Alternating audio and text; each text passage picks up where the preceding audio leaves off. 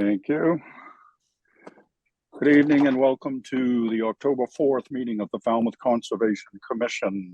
Section 40 of Chapter 2 of the Acts of 2023 allows for the continuation of remote meetings. As such, this meeting is being held virtually via Zoom video conference and is also being broadcast on cable channel 15 and streamed online by FCTV. As this meeting is being recorded by Zoom and broadcast by FCTV, please be cognizant of what you say, how you say it, and what can be seen and heard in your background. I'd like to thank our staff for their continued support to this commission and their diligence assisting applicants. We are missing 2 commissioners tonight. However, we have a quorum. We're moving forward. I'll remind you guys that are commenting, I'll call on each of you at the appropriate time so we're not tripping over each other. Also, all votes need to be done by roll call. So when I call your name, please state your name and your vote, even if you've made the motion or the second. To our public participants, at any time during this meeting, you may enter any comments or questions via the chat function. At the appropriate time, they will be read into the record. If you'd like to be heard on a specific hearing, let us know via the chat function. Then at the appropriate time, I will call for public comment. When you are selected, you will be moved into the hearing as a participant. As such, you must have your video enabled, be succinct and respectful of others. Public comments will be limited to 3 minutes each. Regarding RDAs, under a request for determination of applicability, the applicant is asking the commission to determine if the provisions of the Massachusetts Wetlands Protection Act and/or the Falmouth Wetlands Bylaw apply to their proposed project.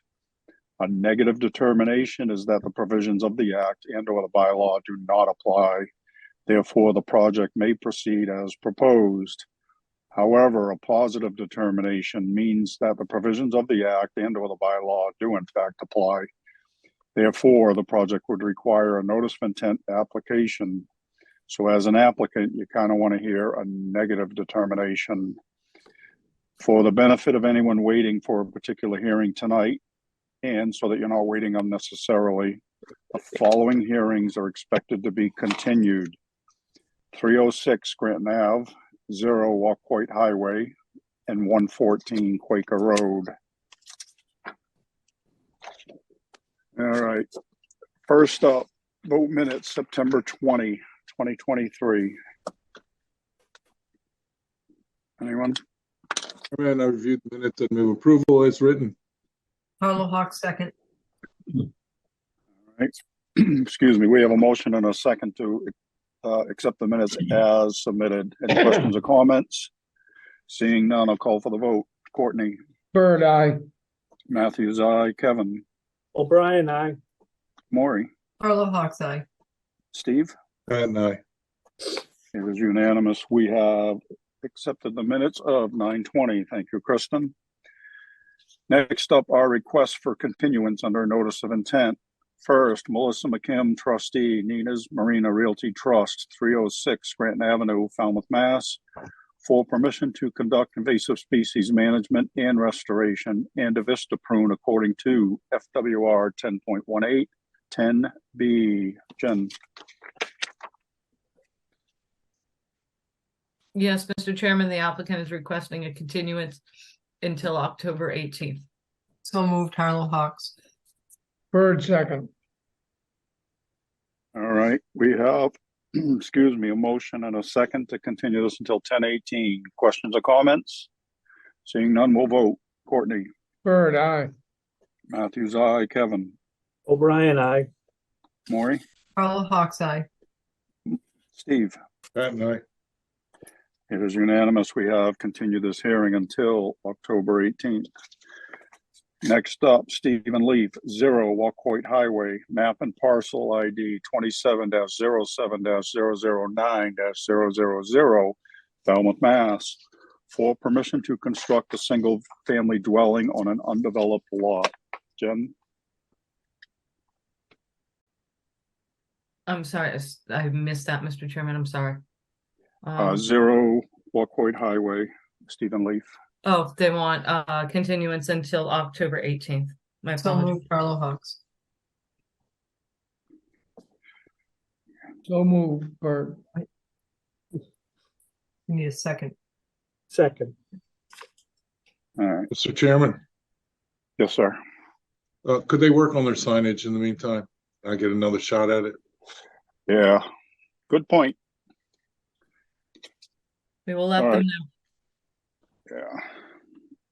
We have a motion and a second to continue this till 10:18. Questions or comments? Seeing none, we'll vote for the continuance. Courtney, Bird, aye. Matthews, aye. Kevin, O'Brien, aye. Maury, Carlo Hawks, aye. Steve. Pat and I. It is unanimous. We have continued this hearing until 10:18. Next up, William F. Solomini Jr., 114 Quaker Road and 0 Quaker Road. Map and parcel ID number 14-14-001A-002, Falmouth, Mass. For permission to raise, RAZE, an existing single-family dwelling, construct a new single-family dwelling, upgrade the existing Title V sewage disposal system, and install mitigation plantings. Jen, Yes, Mr. Chairman, the applicant is requesting a continuance until October 18th. We did receive their DEP number, but they would like the opportunity. I guess the abutters have reached out to them, so they're addressing some abutter concerns. So moved, Carlo Hawks. Bird, second. Mr. Chairman, excuse me. Which Yes, one sir. was it? Which property was Quaker this? Road, Quaker Road, One- okay. 114 Quaker Road, Yep. Solomini. All right. We have a motion and a second to continue this until the now busy night of 10:18. Any questions or comments? All right. We're voting. Courtney, Bird, aye. Matthews, aye. Kevin, O'Brien, aye. Steve, I'm sorry, I skipped somebody. Maury, Carlo Hawks, aye. Steve. Pat and I. It is unanimous. We have continued this hearing until 10:18. Thank you. All right. Next up are requests for determination of applicability. First up, Town of Falmouth, 0 Thomas B. Landers Road, Falmouth, Mass. For permission to prune vegetation overhanging the existing decks and mow exterior ditch edges. Ms. Bergeron. Staff recommends a -3 under the state and a -2 under the bylaw. Resource area boundaries are not confirmed. Bird, So so moved, Carlo Hawks, second. All right. We have a motion and a second to accept staff's recommendation. Any questions or comments? Seeing none, we'll vote. Courtney, Bird, aye. Matthews, aye. Kevin, O'Brien, aye. Maury, Carlo Hawks, aye. Steve. Pat and I. It is unanimous. We have accepted staff's recommendation. Next up, Mark Lazouk, 85 Bridge Street, Falmouth, Mass. For permission to pump dry and remove the existing cesspools and to install a new Title V sewage disposal system. Ms. Bergeron. Staff recommends a -2 under the state and bylaw. Resource area boundaries are not confirmed, and this project is solely located in an AE flood zone. Bird, so move. Carlo Hawks, second. All right, we have a motion and a second to accept staff's recommendation. Questions or comments? Seeing none, we'll vote. Courtney, Bird, aye. Matthews, aye. Kevin, O'Brien, aye. Maury, Carlo Hawks, aye. Steve. Pat and I. It is unanimous. We have accepted staff's recommendation. Next up, Clancy Construction, 27 Massasoit Street, Falmouth, Mass. For permission to reconstruct a garage in the same footprint. Ms. Bergeron. Staff recommends a -2 under the state and bylaw. Resource area boundaries are not confirmed, and this project is solely located in an AE flood zone. Bird, so move. Carlo Hawks, second. All right, we have a motion and a second to accept staff's recommendation. Questions or comments? Seeing none, we'll vote. Courtney, Bird, aye. Matthews, aye. Kevin, O'Brien, aye. Maury, Carlo Hawks, aye. Steve.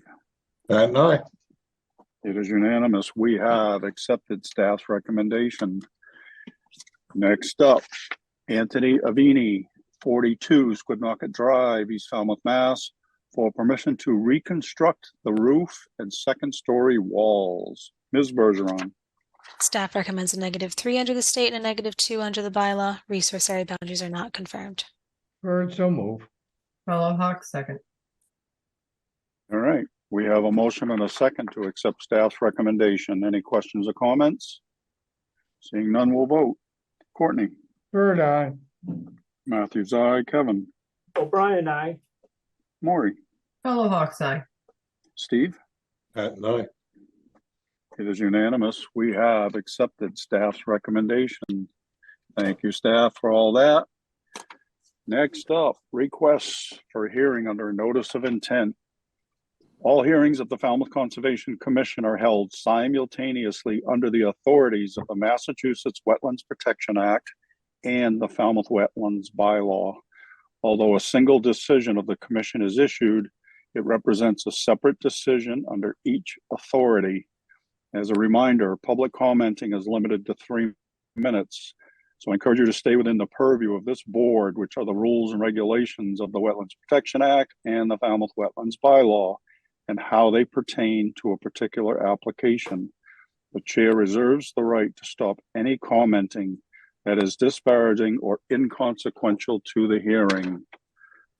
First up, Town of Falmouth, 89 Spring Bars Road, Falmouth, Mass, for permission to convert a former construction site into an ecological restoration and public access project that includes creating road access, trails, and parking, installing infiltration basins, installing kiosks, interpretive signs, and seeding, selectively clearing and planting native species, managing invasive species, and associated clearing, grading, and landscaping. Jen. Yes, Mr. Chairman, I have promoted Mark Kaspersick up from the Conservation Department, who's our project manager, and Amy Ball from Horsley and Witten, who will be presenting this project. Amy, is there anybody else I'll be promoting up from Horsley and Witten from your project team? Hi, yes, if Mike Easler weighs in, he should be here any minute now. He's not here now. Not yet. Yeah, well, let's move on. That's fine. Yeah, I just Is wanted there to, anybody else, Amy? No. Okay, excellent. Oh, Mike says he's Mike's here. He's here. He's here. I just have to find him. There's a lot of people in here, Mike, so give me a second. I see him. Goodness. Just gonna take me a minute to filter through everybody, so.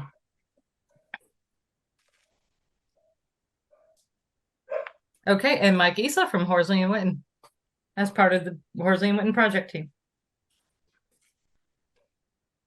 Great, thanks. Hi, Mike. Hey everyone, can you hear me okay? Yes. Excellent. It cut off for just a couple of seconds there when I was transferring over, so I'm not sure what I missed in the last 15 seconds. Nothing. well, I was just going to give a quick overview for the commission, just some of the little history. It won't take long. So for those of you who might know the parcel, many of you probably don't. Little Pond Landing was purchased about 2012. Part of that parcel was for affordable housing too, for the Falmouth Housing Corporation. So this was formerly a construction site. There's concrete, metal, debris around, and there has been a lot of invasives that have basically taken over the property after being, left alone for so many years. About, I think it was 2017, Horsley and Witten started original plans for development of the site, to sort of clean it up, so to speak, and create, better public access. Then there was the travesty where we found out there was 2 oil tanks that were buried there, which required remediation, which took another 2 or 3 years off. Next was trying to move forward. We had COVID in 2020, but that slowed things down, but, we kept it up. And, again, thanks to, support from the Community Preservation Act, we have been able to do some of the work that we initially wanted to do, which was really to control a lot of the invasive species. The commission approved a permit for us to do the work. Lewis Tree has been treating the area and removing some of the invasives mechanically too for the last 2 years. They've had a 3-year contract, and next year will be the last year that they will be controlling the invasives. I also want to thank DPW for during the last 2 years too. They have come in there to try to remove some of these debris piles that were buried and sift out the concrete, and so which is going to reduce the cost of the work on the property substantially. So that's just brief history. So here we are today. Horsley and Witten will present what the plans are for the property. Thanks, I can get started. That's all right. Yes, please. Okay. For the record, Amy Ball, I'm the senior associate with the Horsley Witten Group. I'll let Mike introduce himself. He sort of already did. But for the record, and you're on mute. Of course. For the record, I'm Michael Easler with Horsley Witten Group, and I'm a senior landscape architect. And Mr. Chairman, we have a few slides, just some photos and some images. Can we share our screen? Yes, please. Thank you. Okay. Oops, no, got everybody in side view mirror there. Okay, can everybody see that? I'll just leave it in this mode. So Mark gave us a nice intro and a background and the history of the site. So I will just jump right in. I'm certain that most of you are familiar with the site, but it is along the northwestern edge of Little Pond. Existing conditions and an aerial photograph that was probably probably 2019 or 2021 from MassGIS. So you can see the existing open areas where work had occurred in the past, either to remove the structure or to remove the oil tanks. And you can also see this, and this will come into our discussion. There's an access way that comes in off of the adjacent property, and there's an existing informal but trampled path that makes a loop through the site, but not entirely on the puzzle piece shape that we have here outlined in red. There's quite a few resource areas on the site. Starting at the Little Pond, you have land under salt ponds, land containing shellfish, then there's a little bit of BBW, there are coastal banks, there's riverfront area in the far northeastern corner. There's a mouth of river map so that it crops off just in that far corner. There's a vernal pool that is contained within the Atlantic White Cedar Swamp that is sort of further to the west. The entire site is located within land subject to coastal storm flowage, which is the flood zone elevation of about 12, I believe. And then there are resource area buffers to many of these resources. Just the GIS images here, you can see that there are the wetlands, the pond itself. There's some natural heritage habitat, but it is far off site and within the pond. It's not, pertinent to the project. You can see that the entire site is located within the flood zone. And this third image on the right-hand side demonstrates the soils, which are identified as pits. So here's, I just have a series of slides here that show some of the existing conditions. Many of these were taken this summer or last fall. So you can see just sort of the weedy condition of the site. This is overlooking the adjacent property to the northeast where quite a bit of invasive species, this was entirely covered with Japanese knotweed, has now been managed for the past 2 growing seasons. So they're making some progress in battling the invasives. This is sort of a view looking out toward the access driveway along Spring Bars Road. You can see the radio tower over near the shopping mall there. This is the adjacent trade property. Again, weedy conditions. View of there's an osprey platform, and so this is looking sort of northeast, and the Phragmites, which is in this small patch right here. It's not as small as it looks, but it has been managed, and you can see that it is dying back. And then further to the south of the project, you can see the existing pathway that is sort of trampled, open meadow area that is largely occupied by herbaceous species, many of which are also weedy. And then just to the south and the east, overlooking a little pond, which is in the background there. So I'll give a quick overview of the project, and then I'm going to turn some of these details over to Mike, who is one of our designers on the project. The entire site is broken into a couple of different pages, and so this is the Spring Bars Roses up here to the north west. The project will consist of an accessible path that comes in and travels through the site, and will provide seven gravel parking spaces along with stormwater management. So this is what's happening in the northern portion here. And then the loop will continue around to the south. These were this particular concept plan was identified at the master plan level back in about 2012, 2013, I believe is when that went through with the town. So some of the commission members may have been there at the time. I know we gave an informal presentation to you at that point. So Mike, I'm going to turn this over to you to discuss all the details with stormwater and landscaping and et cetera. Sounds great.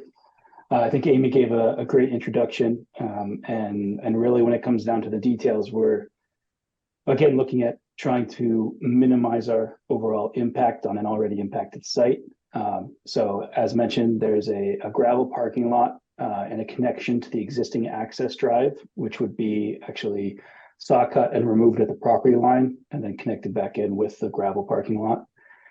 Parking lot drains down to a stone inlet and forebay, which you can kind of see at the angled V shape between the parking lot and the infiltration basin. And the infiltration basin is located in an open area outside of existing trees that are on site. And if we need to go back to the existing conditions plan, it's in the second photo. You can kind of see where the people are standing is where they would be standing in the stormwater system. That one, yep. Thanks, Amy. Here.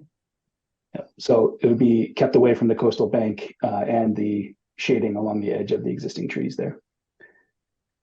Moving on from that stormwater basin, there's a shallow swale running directly south of the stone dust pathway. And that will connect over from this point to a secondary infiltration basin for any overflow. Right now it's planted in such a way as to not expect much water. I don't think we're going to see a lot there, but we do have the calculations to show that the total volume that is being generated is being stored in these spaces. And then beyond that, the pathway, it's a 6 foot wide stone dust pathway with 3 feet of maintained edge just to keep it a little open and not overgrown. We aligned it to try to keep it as far away from the pond resource area as possible while staying on property and following existing areas that have already been impacted by prior uses. In terms of other amenities, we call out some informal seating along the path, as well as a trailhead sign at the entrance. And beyond that, we get into the planting where we have a lot of mixed plant species. Everything here is native. We have a mix of trees at different sizes. We have some smaller trees as well as some larger trees. And I mean larger by how big they are when they go in the ground. So you can see that we have a red oak that's a number 7 and a red oak that's a 2.5 inch caliper. So we'll see some larger trees right away, as well as evergreen trees. We have a nice mix of shrubs that work on the site. Overall, it's sunny and mostly dry. And then in the stormwater retention areas, we're going to have some periodic water. And then we are also including a seeding plan that includes an enhanced, it's called the enhanced harmony mix, but it's basically a red fescue mix with Discampsia included. So it has some native plants that would do well in this climate. And then for the areas that aren't being taken care of, we're looking at the sweet savanna mixture, which is on the top left. And you can see that it's designed for coastal sand plains, which is exactly what we're looking at. So we have coastal wavy hairgrass, little blue stem, big blue stem, bent grass, fescues, and some sedge. I think that really covers the details of the design. Everything is going to be at ADA compliant slopes. And I know there was a question from the staff prior to the meeting about the plant counts. I went back and checked, and I believe our master plant count, as shown here and as shown on the second page of the plans, is correct or very close to correct. If we've missed a couple plants here or there, we'll update that for the construction plans. Thanks, Mike. And then just one quick overview of the resource areas and the effects of the project. For the most part, the impacts of the to the resource areas and the buffer zones are all temporary in nature, and that the continued invasive species management will occur within these areas. And the proposed plantings will also occur within these areas. And the only sort of new infrastructure is the parking area, which is about 4,000 square feet, and the path, which is about a little over half an acre in total. But otherwise, we have, had provided a discussion in the project narrative how each of the resource areas and the performance standards are being met by the proposed project. And I think with that, I will just turn it back to the commission for questions and discussions. Thanks, Amy. Thank you.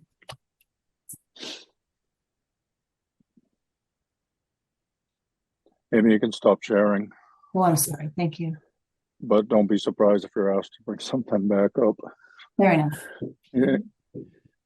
Jen, I don't have much, Mr. Chairman. I know Mark has been really working on this project for a number of years. So thank you, Mark, for all your work on this project, and thank you for Horsley and Witten for hanging in there with us during all our delays. But it's really great to see this project finally starting to take shape. I know there's been a lot of work done out there already, and it'll be nice to finally get that parking area and trail in. The only other thing I had to add is, Mike, I think Alyssa had noticed just a discrepancy in the numbers, so I can let her explain that to you. But we were just kind of curious which plant count was correct. So we just need those to match for construction. And that's all I have, Mr. Chairman. all right. Ms. Bergeron. Thank you. Yes, I just noticed some of the numbers were off. I didn't go through all of them. But if you can just double check that for us, that would be great. Thank you. All right. Commissioner comments. Courtney. Nicely done. No questions. All right. I concur. I think that it's thank you for the very comprehensive review. I remember Russ and I walked through this, and probably 6 years ago, Jen? Yep. 5, 6 years ago. Yes. So yeah, it's come a ways. Thanks for sticking with it, Mark. Sure. I don't know what took you so long, but hey, little thing like COVID, I don't know. COVID. Kevin. No, a very worthwhile project. Thank you. All right. Maury. Yes, it's been a long haul. The only question I have is the maintenance of watering all those large trees. You guys have a plan, I'm sure. Okay, that's all I care about. Other than that, I can't believe we're finally getting there. Thank you. Yeah, one, A lot of work and a lot of Lori. dedication. I can assure you, Mark won't let those plants die. I am sure he won't. He'll be borrowing my truck to go bring water out. But so it's going to be exciting to see this finally come to a nice, enjoyable place for everybody. Thank you, everybody. I just have one more point. I want to thank the Trade Center because they agreed to some of the treatment over at, there's the one little corner that's their property where they have their septic. They're on town now. But if they didn't allow us to treat that knotweed, then it would have spread back into our area. And, and the other thing is we will have some sort of fencing, maybe snow fencing, along the backside of their parking area and along the Falmouth Housing Corp, so that the public will know that, all right, you need to stay on our parcel and you shouldn't be using, the Trade Center for parking to go in there. So. Thank you for that. Excellent. Thank you, Mark, and everyone. Sure. Good point. Continuing with commissioner comments, Steve. Thank you. I agree with everyone. It's a long time coming. I'm glad it's here. Could you just, one of these pictures show where Spring Bars Road meets Worcester Court and that orientation to this site, please? With an aerial, is that helpful? I can always get closer to it too. Let's do that. Steve, you're muted. I'm looking through the presentations and I just don't see it.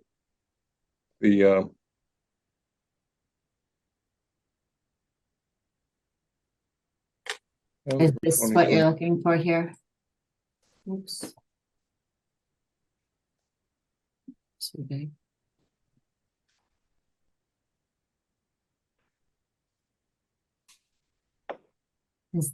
Is that helpful? How are you? Steve, you there? Can the left one be enlarged or both of them be enlarged slightly? Let's see if it scoops this over a little Not bit. the other one.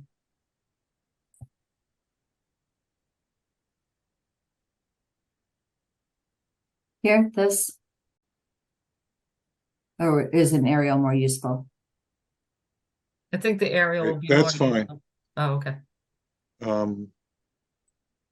So Central Park Avenue, where is Worcester Court and Kendall Road? Are they butters? No. They're way over to the Are they over here? south.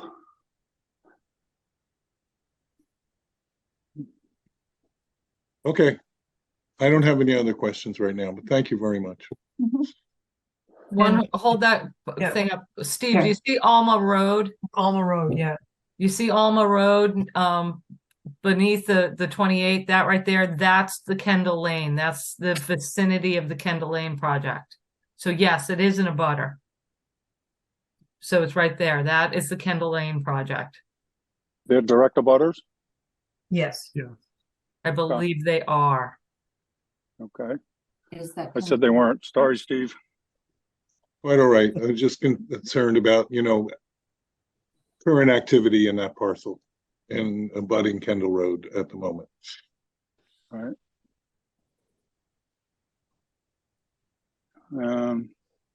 So would there be a fence along that property line as well, Amy?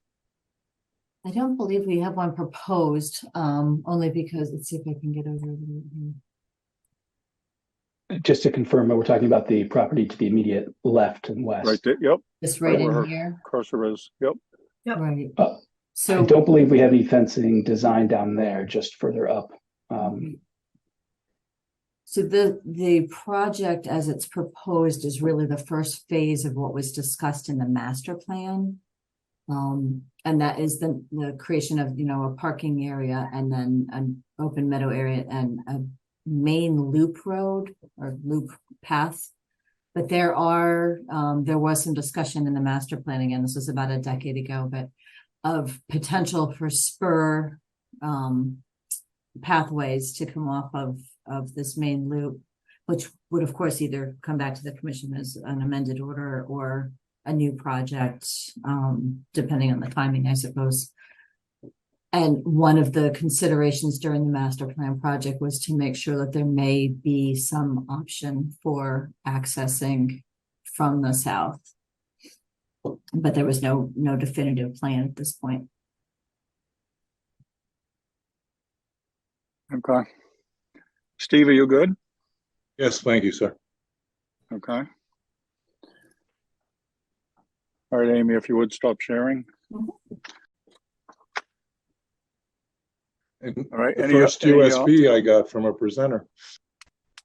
I'm sorry, what's that? First USB I got from a presenter. Makes it easy to see the big picture. It does. Any other commissioner questions or comments? Just All one right. comment. Maury? Can we return these beautiful files for the contractors that might need them? Which one's more? All about recycling. I know, it's just so much in here and so much work. And when you get to the handout permit stage, you might want these back to utilize. So can we drop them back off at Concom? You can drop them back off with us, and if Horsley and Witten would like them back for future contractors, we'll get them to them. You can drop Perfect. it off to us. Oh, are you talking about the little USBs? The whole, No, she's no, talking about the Plans whole in package. general.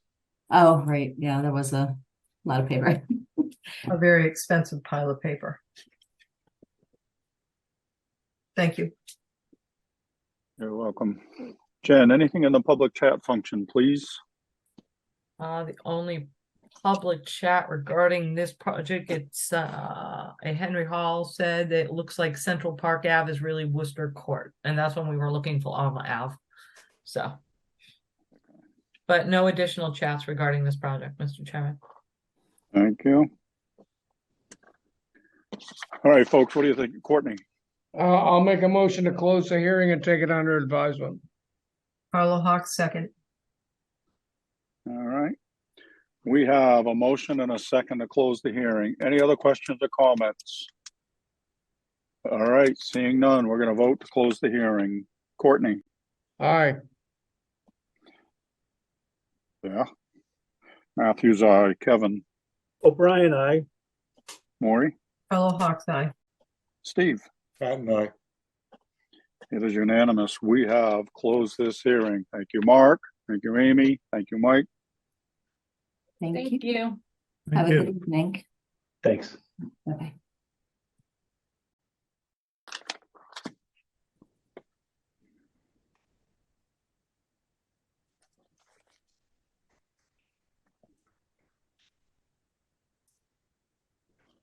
All right, next up, Dar Sandler and Courtney Nagel Sandler, 191 Lakeshore Drive, Falmouth, Mass. For permission to construct a deck and shed and to permit an existing dock. Jen? Yes, Mr. Chairman, I have promoted Raul Lizardi up from Cape and Islands Engineering to present his project. Hi, Raul. Good evening, everyone. Jen, if you could also find Dar Sandler and I believe Team Burke are in attendees. Yep, I'll promote them up as well. It's going to take me a second to find people. So I've got Dar Sandler, and who else am I promoting up? Team Burke.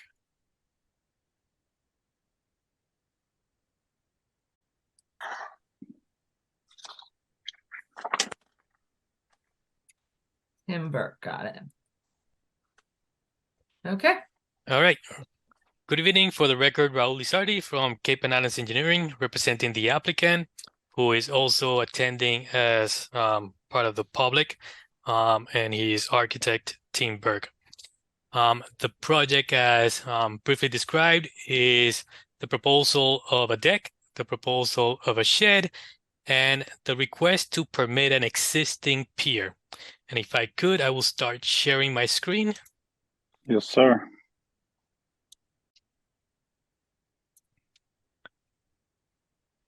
So the proposed project is located along one of the south coves on Jenkins Pond. In this GIS topographic plan is this pink ellipse that's depicting the site. This project is not for an entire complete redevelopment. The project has been developed, or the site has been developed since the mid-1980s. We could not find any permits for the house from conservation or for any of the work on the property. But that does not mean that the project was not built legally. We just couldn't find any of the permits for it. There's an existing dwelling.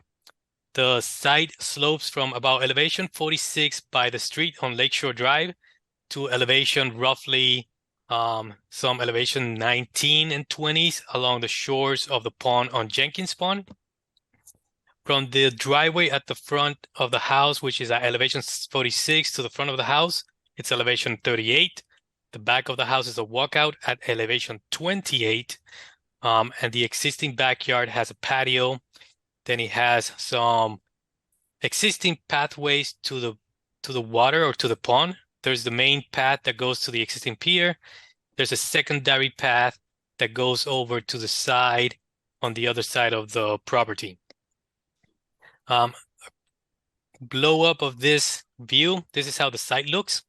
What the homeowner wants to do is construct a deck along the back of the house. This whole footprint is contained within the footprint below it, which is an existing patio. So technically there is no increase in footprint development for this project or this deck. The other portion of the work that he is intending to do is get permission to install a shed at this location. It's a 10 by 10 shed with a little 4 by 5 little ramp in the front of it. In place for allowing this shed to take place, what he is willing to do is remove this existing path and stone steps to the side of the property that leads to the pond. This is roughly approximately 140 square feet of gravel paths and stone steps to the water. And in place, we'll propose to replant the area with 300 square feet of native species. The property has had this existing pier for about 20 years, but we couldn't find any permits for it. So the homeowner, being that he just purchased the property last year, wants to get permits, adequate permits for the developments on the site. The pier consists of the aluminum frame and removable decking. It's just a 10 by 5 foot main walkway, and then a 10 by 12 platform at the end. It's been in existence for about 20 years is what we believe based on aerial images. Some of the pictures of the site. This is a picture from the backyard towards the house. The homeowner did install this existing gravel pad without knowing that he needed permission from first conservation and technically from Board of Appeals for a shed to be placed at this location. Once we informed him of those requirements, this frame and this crushed stone is going to be removed and reused for, if allowed and permitted, to the location of the shed closer to the house. This is the existing side path that's proposed to be removed.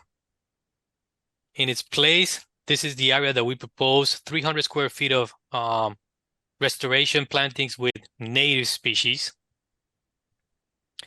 And this is the existing stairways that lead to the existing aluminum frame dock. The decking of the dock is removable. One of the reasons for the shed is to store all this material in the shed, also to store equipment to maintain the backyard of this property. We're not proposing any changes to the dock, but we did see some comments from staff. this existing footprint of the end technically exceeds the 100 square feet of current regulations. We just want to get some feedback from the board members to see how they feel about that 120, approximately 26 square feet of end section of this frame. This is an aluminum frame. It's not one that you can just cut a piece off to reduce 26 square feet of the pier footprint. Another comment from staff was this pier or these stairs have access on one side but not on the other. So proper public access would require a second set of stairs on the other side of this landing. We reviewed that with the property owner, and he is agreeable to remove this section from the bottom landing and adding public access to that side of the landing. Another comment from staff was the preference of removing the ornamentals that are at this location. This is the downslope to the edge of the pond. There are some woody ornamentals here. There's some rhododendrons, there's some azaleas, more rhododendrons. There are some other shrubby species. There are some also herbaceous species. The homeowner is willing, if the commission so chooses, to condition the project that these ornamentals be removed and in place the restoration mitigation be placed here, and then this ornamental plantings get placed where we currently show on the plan the location for the restoration native species. So it will be sort of like a trade-off of these two areas. But we will just leave it to the commissioner to see how they feel about that. It does slope approximately 6 to 8 feet from the edge of the gravel down to the edge of the pond. So it will be replanting shrubs that are on the bank to Jenkins Pond. So the proposed deck doesn't move anywhere into the A zone. The proposed shed is 50 feet back from the inland bank and from the zoning setback requirement for the town of Falmouth, and is set 3 feet from the side property line for conforming with the town of Falmouth zoning for small sheds. With that, I will leave it up to the commissioners if they have any questions or comments. Thank you. Thanks, Raul. Jen. Yes, Raul. I'll start with the dock. It'll be up to the board whether or not they want to grandfather that, Raul, but unfortunately it just doesn't meet our inland dock regs. So the staff's going to have to recommend that, you know, the dock be reconfigured or rebuilt in accordance with our regulations. And I do support having the shed back there. It is a narrow lot, so it's not like we can put it on the side of the house either way. So I'm fine with the shed in that location. And that's all I have, Mr. Chairman. All right, Ms. Bergeron. Thank you.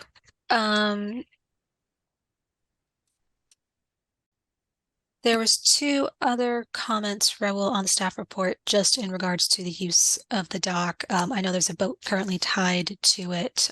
If that could just be relocated to the proper mooring fields associated with the dock.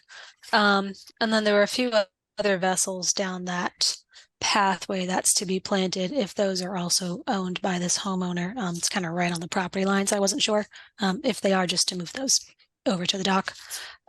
In terms of the swap of the ornamentals for natives, we can see how the board feels about that. Would you try to transplant what's there? Some of the big rhododendrons, I don't think they will transplant. I think if you try to dig them out, they'll just die. So I would prefer if the commission would allow those larger woody shrubs to just stay. I can see some of the herbaceous ornamentals. Those are easy to transplant. There's hostas and some of the other flowering shrubs that they can be transplanted, and that will be an easy undertaking. I would prefer that some of the larger woody shrubs, although they're native, that they can remain. That will be a bit too much work and disturbance to the slope. But yeah, the applicant is willing to remove them all if that's what the board chooses. Okay, good to know. Thank you. That's all I have. Commissioner comments. So on that note about the plants, I'd prefer to not see the swap, but see maybe the ornamental area just supplemented with some native stuff. But I'd be okay with leaving the roadies, that sort of thing. I don't know if that would be an acceptable compromise, but me personally, I wouldn't want to see an even swap. I agree with what Jen said about the pier. I think it has to come to within our regulations. I don't have a problem with the shed or the duck. That's my comments. Kevin. I would agree, especially with the pier. All right. Maury. You're on mute, Maury. I think that's a good compromise. I do agree with Jen on the dock, though. In going down there, I looked around, it looked like there was a salesman for those aluminum docks in the pond area. And I think that maybe everybody should be aware that, or maybe the contractor, that we have 100 square foot minimum. So I think there were 3 other ones that were there, that were exactly the same and exactly oversized. And I think, otherwise you've tried hard to comply, and I agree with Jamie. Thank you.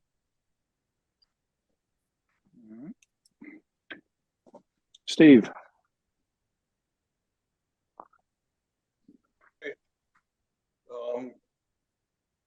I was all ready to be for the compromise, and you guys all beat me to it. I think it's a lovely site. It really is, surprisingly, these little drops around town. And but the pier's got to match the regulations. All right. Courtney. Basically my thoughts echo yours, so I don't have any further things to add. All right. Jen, is there anything in the public chat function, please? Um, I'll get back to you, Raul. Nothing in the public chat pertaining to this project. Thank you. Raul? So yes, that comment about the size of the pier. So we did, after we received the staff comments, we did review this with the homeowner, and I would like to share my screen one more time, Okay. if I can. So this is something that could be done. I don't know, I believe most of the board members are familiar with this aluminum frame dock systems. So they are detachable. So what he could do, which is detach the 2 wings and take the 2 wings to the outer portion. That means that the outer portion will roughly be 80 square feet. And then it just becomes a 20-foot walk, 4-foot walk to the terminal end, which he can do. And he keeps the same structures that he has. It's just a matter of reconfiguration. And that's something that it's a matter of just reconfiguring that on the plan, and he having someone to detach and reconnect the frames. But it's the same footage. Right. The regulation, what regulates is the T end. So as long as you have a 4-foot walk, it just regulates what expands at the end. So in terms of square footage, you're right, Jamie. It's essentially the same. We didn't know it could do that, Raul. Jamie, there was a public chat comment. Okay. I apologize. All right. So Go there for it. is a woman that has a question. She wonders about the shed. I'm not quite sure, ma'am. What do you have a particular question about the shed? I'm going to promote you up so you can ask your question, ma'am.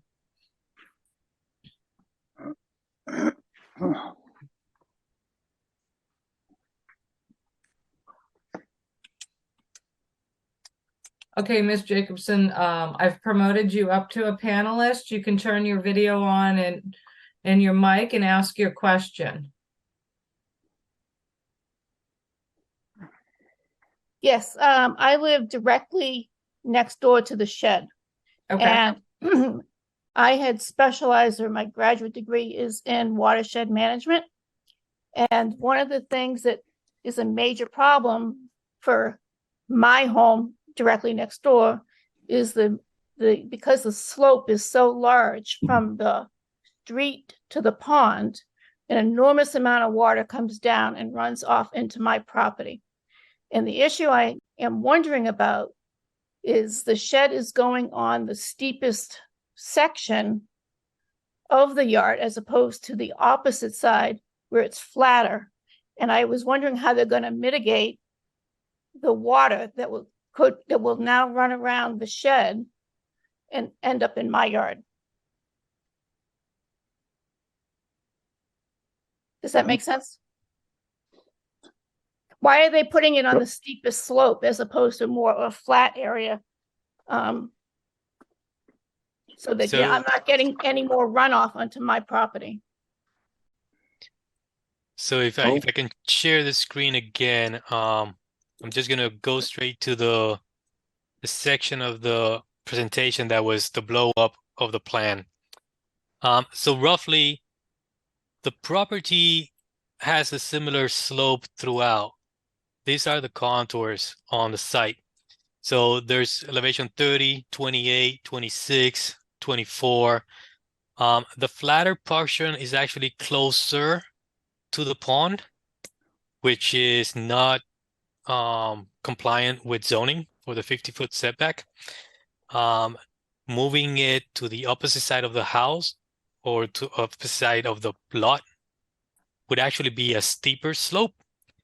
But what we could do, not that it's something that I've done for sheds, but it is a roof. And we can have gutters put on a roof and we can put a dry well. So if it's a two-side roof, that could easily be collected and we could easily drop one of the typical dry wells. We know that the soils are sandy soils, but that will be a easy fix-up for holding back runoff from any roof. And I think it can be done for a shed. No, I think you misunderstood me. The slope from the house and the road down to the pond is very steep. When it rains, I've lived in this house for many, many, many years. When it rains, the water pours down from Lakeshore Drive through my property into the pond. You get tremendous amount of rain and overflow from the sewage, not sewage, the drains up above. It's a major, major problem. And so if you look They're not at changing the slope. No, I know, but if you look at the lines of the slope, the way it goes, it leans towards our property. So the rain and everything comes directly towards my house. And so if you now put a hard structure there, it adds more, it creates more of a problem for water to be absorbed. Therefore, it ends up in my yard. The water goes somewhere and it's tipped towards my property. And I don't have a problem with them having a shed. I just don't think that is the best area on their property to have it, because water pours down here all the time. And so the way the slope runs, it runs towards my property. And so putting the shed down towards the pond doesn't help the situation. I'm saying that why not put it on the other side? So that I will have more grass and plantings to protect my side as opposed to putting a hard structure right next to me. I don't think I'm not talking about the gutters on the shed mean nothing. I'm talking about all the water that comes down this hill. I mean, the Okay. gutters are minor, really. So that's my issue. I mean, I understand the need for a shed. I don't have any problem with that, but the way it's situated, I am not happy. And so I think that you might want to look at that, the contours of the land, and look at the way it slopes towards me. That's Okay. all. Thank you. Yeah, if I could just add something, with the shed, we're not proposing to regrade the backyard. So yes, No, but you've created an impervious Let him surface. say, let him speak. We let you speak. Okay, so the land does slope like the neighbor described. It does slope towards that side and towards the neighbor, but that's the natural topography of the land. That's just how this pond receives all the water, is by those slopes. The shed, no matter where we put it, we're not going to change the grades on the site. In terms of runoff from a new structure, what we've always done is we can collect it and send it to a dry well. So that particular surface that we are proposing, we're controlling it with subsurface drainage. The rest of the land will continue to do what it's been doing. We're not proposing to change anything else. And that's the compromise I believe I can do for my my client. And it's not going to change the topography. The rest of the land will continue to slope the way it does. Thank you. all I'm asking for is to put it on the other side, so I do not have any more impervious surfaces for the water to go around. I would rather it be collected by native plantings and other things other than a hard surface where it's tipping. The water will run down and go around the shed into my yard. And so that's what I have to say. I don't agree with what you're doing.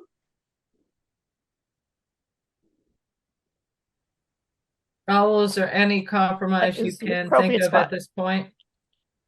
I will probably just ask Dar if Dar can just make his comments to these options. I would have to. Hey guys, how are you? Good evening. Good Can evening. anybody? Hello, sir. Just want to make sure everyone's Yes. here. Sorry. Hey, how are you guys? I would have to review the location. The other side is not as flat, and I don't believe there is a place for the shed on the other side. It just makes a lot more efficiency and sense to us to put it on the right, on the where it's currently placed on the map. And it is my understanding from Raul that the runoff will not change, that whether or not we place a shed on the other side or wherever, unfortunately, the runoff of the water will not change. That being said, I'm happy to investigate other options to help with the runoff, regardless of the shed. We could work together with the neighbor to find other solutions if the runoff is that bad, regardless of the shed. So I am happy to compromise and find ways to help Denise with the runoff of the water. But I think the shed location is, to be honest with you, the best location in terms of where it is relative to the house, the surface, and where it makes sense on the property, guys. So I think I would prefer it to be where Raul suggested. Maybe there's some plantings that could be done, Raul. I don't know, to absorb. I mean, you're not changing the grades. So, Mr. Burke, we kind of ignored you. Sorry about that. You have anything you'd like to add? No, hi, my name is Timothy Burke. I'm the architect for the project, and thank you for the opportunity to present this project. I think the shed, we've talked about it a lot. It does seem to be in the best place we could find for it. And I don't anticipate it changing too much what's happening with the natural topography in terms of drainage. Okay. Thank you. Jen, is there anything else in the public chat function, please? Yes, like Scott Jemmy said, if you install a French drain around the shed in the place of gutters, water sheet flowing across the lot would be trapped and collected by the drains and into the dry well. Yeah. So, Raul, if you'd have a discussion with your owner and, you know, like I said, maybe some plantings and or like a French drain. And Yeah, I'm happy we to can do that. easily And I'm happy to easily do that. Okay. All right. Anything else? Raul, do you need a continuance to show the plantings in the French drain or no? Not for the French trench, no. Okay. And the dry well.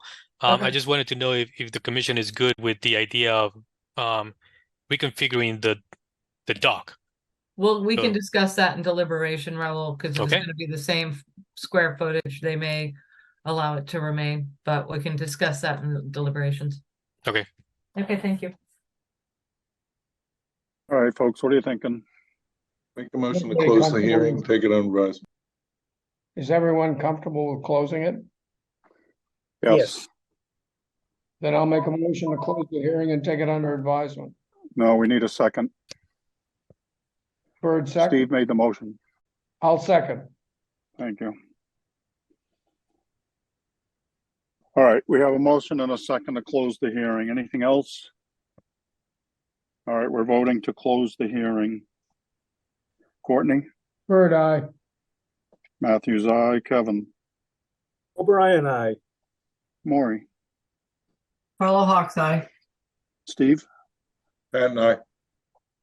It is unanimous. We have closed this hearing. Thank you, Raul. Thank you, Dar. Thank you, Ms. Jacobson.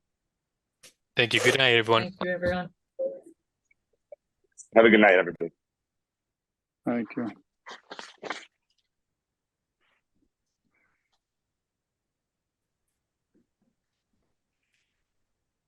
All right, the next one has been previously continued. Brings us to continued request for a hearing under notice of intent. And the first item on that has been previously continued, which brings us to John H. Munson and Aaron M. Stain Pine, 88 Jewelers Avenue, Falmouth, Mass. For permission to raise, RAZE, an existing single-family dwelling, garage, and shed. Construct a new single-family dwelling with a garage under and a porch. Remove the existing cesspools and install a Title V sewage disposal system. And Alyssa, I have the quorum as all of us here tonight. Excellent. Jen? Yes, Mr. Chairman, I have promoted Tom Bunker up to present his project. Welcome, Mr. Bunker. You're up, sir. Thank you. Thank you. I was here 2 weeks ago, 2 or 3 weeks ago, and the discussion and got into the size and location and the grading of the septic system. That was the main discussion, at least at the end when it was the reason for continuance was more information about the septic system. Since that time, I did redesign the septic system, and the architect did a little bit of house change too. And I will, if I may, I will share my screen and show you the plans. Thank you.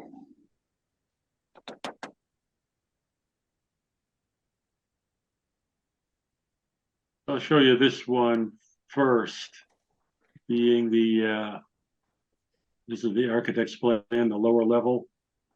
This is the lower level. The one on the right is the second floor. But as you can see, the areas that are hatched or dotted here and here are exterior areas. So what happened? This used to be a slab and interior space right here. So there's now a foundation wall straight across. And this part of the house is held up by 3 concrete piers with stone veneer on it, and it'll be used under the house for storage of trash bins and whatever. That was the change on the house plan. On our site plan, did go back to the drawing board, as they say, with the septic system, and I was able to fit the septic system on here with no variances, except that we have a 100-foot coastal zone, coastal bank zone B, which is emanates from the bank on the east side of the abutting house, on the other side of, far side of house 84 there. So there is a zone B of a coastal bank. This SAS is 90 feet from the coastal bank. I did bring this plan to the Board of Health, and it was approved as drawn with, as I said, with that one variance to the distance of the coastal bank. There's not an increase in flow. Actually, the calculation basing this size of the septic system on the number of rooms and dividing 2 and rounding down was not needed, because with this type of chambers, it actually fit a 5-bedroom septic system in here, which is better. It's better to do the full size, even though we would have been allowed to do a 4-bedroom septic system. So Scott McGann recommended just do the 5-bedroom septic system, and that's what we have. And it is 10 feet all around to property lines and the slab in this location. I did by an email send. I did the calculations. There is what I thought would come out to be very little fill, but it came out to 40 cubic yards. But at this end, by Jewelers Ave, the existing ground is 8.8, elevation 8.8, and because these leaching chambers are only 8 inches tall, the grade here is only 8.7 and 8.9, so it's only 1 to 2 tenths higher than the existing grade. And the grade in Jewelers Ave is 8.2, so it is a little higher, but it's basically the same height above Jewelers Ave than the existing grade is. The fill comes from the height of the septic tank. So we are filling the 8 contours wrapping around, and then the 9, the grade on top of the tank is up to 9.1. So that's in an area where the grade is more like 7.2 and 7.4. So there's almost 2 feet of fill, but in a small area here. And it does still go off. So we have the 8 contour here and the butters 8 contour here. So there's still the flow into this area, but it's a small amount of flow. And actually, because the whole system is lower, there'll be there's very little fill around here, so that cedar tree that's there should not be disturbed. And that's basically the change we made, with slight change in the house foundation, and then the change in the septic system to make that fit in better right there. And we moved the trees away from particularly here, away from the wires, about 5 feet away from the wires, away from the property line in this location. And the other cedar trees and bayberries are as they were proposed. So those are the changes this week. We'll take your questions. Thanks, Tom. Jen. I have no questions, Mr. Chairman. All Tom, right. did you talk about your temporary construction access? Sorry.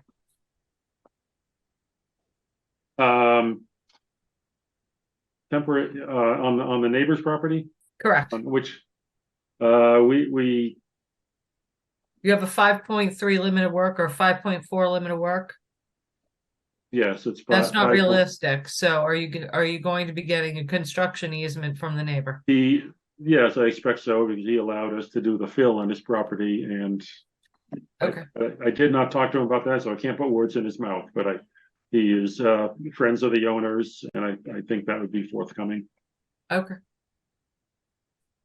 I'm not liking these little tiny limits of work that keep popping up, so there aren't many of your peers here tonight, Tom, so you'll get the full brunt of my warning. I don't want to see these tight limits of work anymore. Ruh-roh. Ms. Bergeron. I have no comments. Thank you. All right. Commissioner comments. Maury. So you're putting fill on the neighbor's yard now?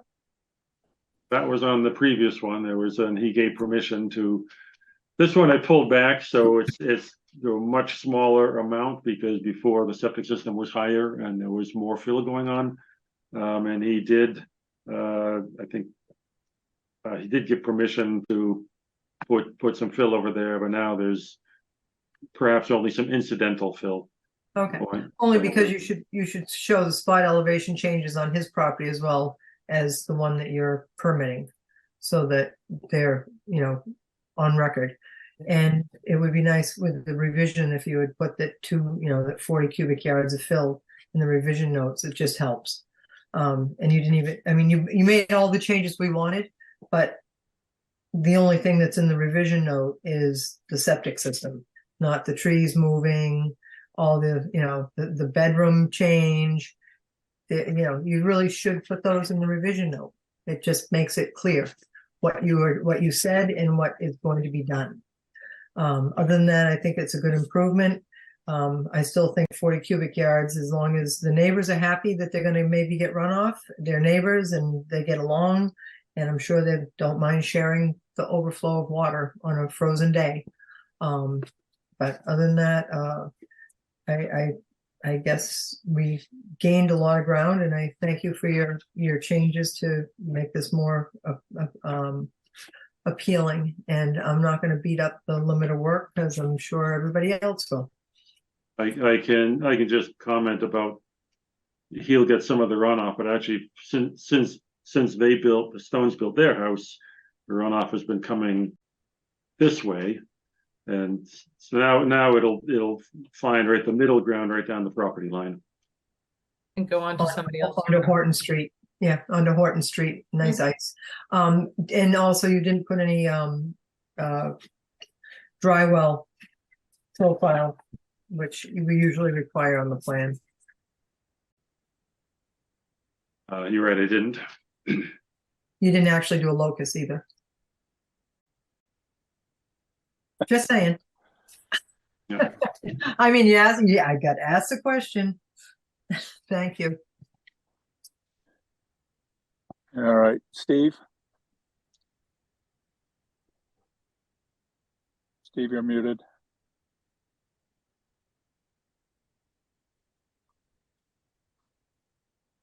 No further questions. Thank you.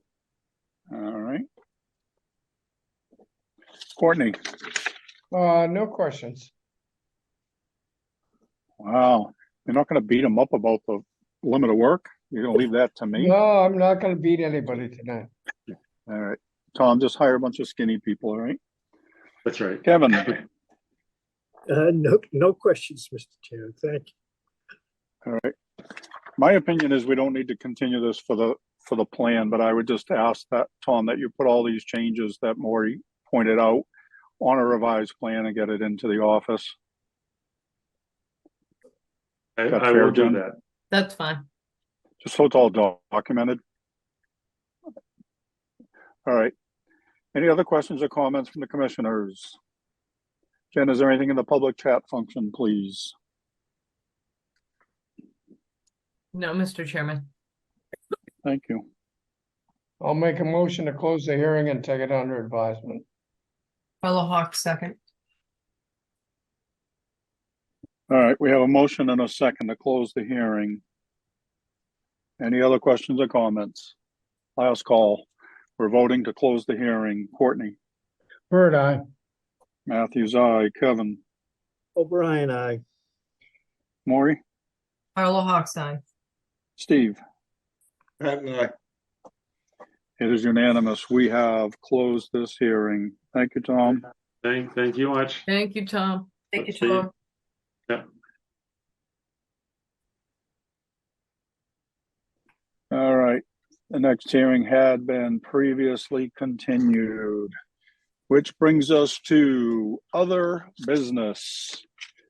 Eel River Inlet discussion.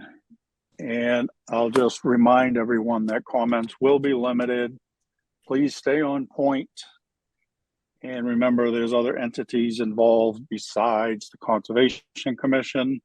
So we don't necessarily need to be the bad guys. So with that, Jen, I'll turn it over to you.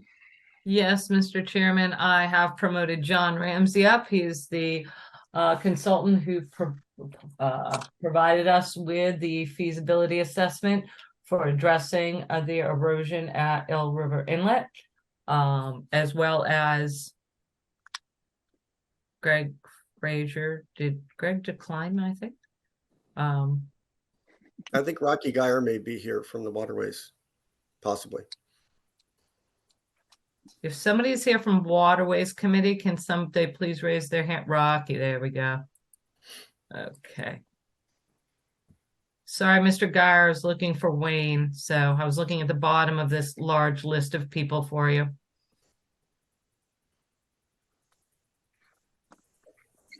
Okay, excellent. So, Mr. Geyer, you are thank you very much, sir. Excellent. Before John starts, I want to make one more point that we received a lot of correspondence, a lot of letters, a lot of support. Just want everybody to know that all that correspondence has been distributed to all the pertinent parties, and it is officially in the record. Yeah, just so you know. Yes. All right, Jen. No, I think I'll just start. I think we're here because we have been asked by the Waterways Committee to offer our input and assistance in making a recommendation to the select board on how to move a project in this area forward. John was hired and proposed a grant and came up with the study, and now we are just attempting to determine whether or not the two boards would like to present this to the select board to move forward with this study. So John, if you could just give us a brief overview of the study and your findings and recommendations, that would be great.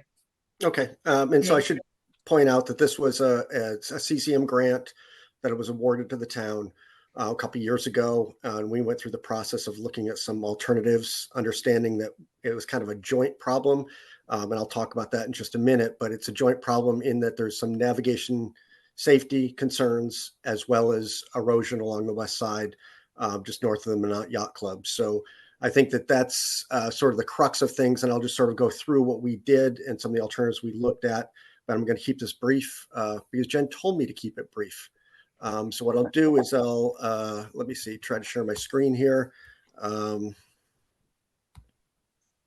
I had my marching orders, John. You did? Yes, from the chair. So yeah, it's my fault. I'm gonna throw that back at the chair. Okay. So can everybody see my screen? I just want to make sure. Yes, John, thank you. Okay, so this is an aerial photograph of Eel River Inlet. You see obviously the Minot Yacht Club on the bottom left. The one thing I'd like to point out here, and it's kind of obvious from people who have looked at that area, is the land loss since 2009, and this was some drone shots from 2021. So that problem has only gotten worse. And one of the things that's happening is the spit, the Washburn Island spit, is continuing to grow in a westward direction, impinging on the channel, and that channel just keeps getting narrower, trying to erode into the west bank. And that one area there north of the yacht club is the area that's not armored. You see the revetment all the way up at the house towards the north end there. But for the most part, this whole area is kind of a old salt marsh and dune area that has been eroded away since 2009. And so this is just kind of going to go through some of the old mapping, just kind of going through the process of how this inlet is formed. It was formed in 1938. They closed it back off in World War II for the landing, the military. But over time, it has continued to drop back. But the one thing, and actually, let me start this process over again. The one thing that I would like to point out is over that time period, one of the things that we see is that that in Hurricane Bob, sorry, this thing is not cooperating for me. But one thing in Hurricane Bob, obviously, we did have a breach further to the east, and that eventually may happen again. But again, it would be dependent on storms. And so one of the things we really can't depend on, obviously, is storms. Without a major storm to breach that spit, one of the things that's going to continue to happen is that inlet is going to continue to try to migrate to the west and continue to erode the properties that are not armored. And obviously, you guys as the Conservation Commission, one of the issues with the concept of armoring that shoreline is it is not a coastal bank, so it is very contentious. Obviously the houses are all pre-1978, but the coastal bank issue creates a problem. And then, as I'll talk a little bit later, armoring that may not be the solution anyways, because that's just going to the channel is going to continue to hug up to that western shoreline and create problems. So what I'd like to sort of point out is that the spit has moved back about 1,000 feet over the time period. And one of the things that, obviously anybody that's been out that inlet, we do see those two structures that are sitting out in the water. And then overall, that section of Washburn Island, at least at the western end, is eroding at about 3.9 feet per year. So it is rolling over time. It's a natural barrier beach, and that's what it's going to do. As you get closer over to the Wiquoit Bay jetties, the erosion rate is reduced greatly. Oh, there we go. So now, so there's the 21 shoreline. So obviously we see that pinched off shoreline, but you also see where the shoreline was in 1890 in comparison.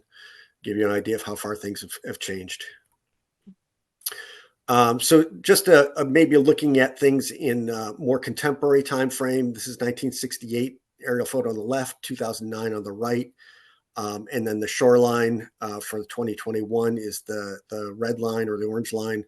So it gives you an idea of where we've had erosion, where we've had accretion.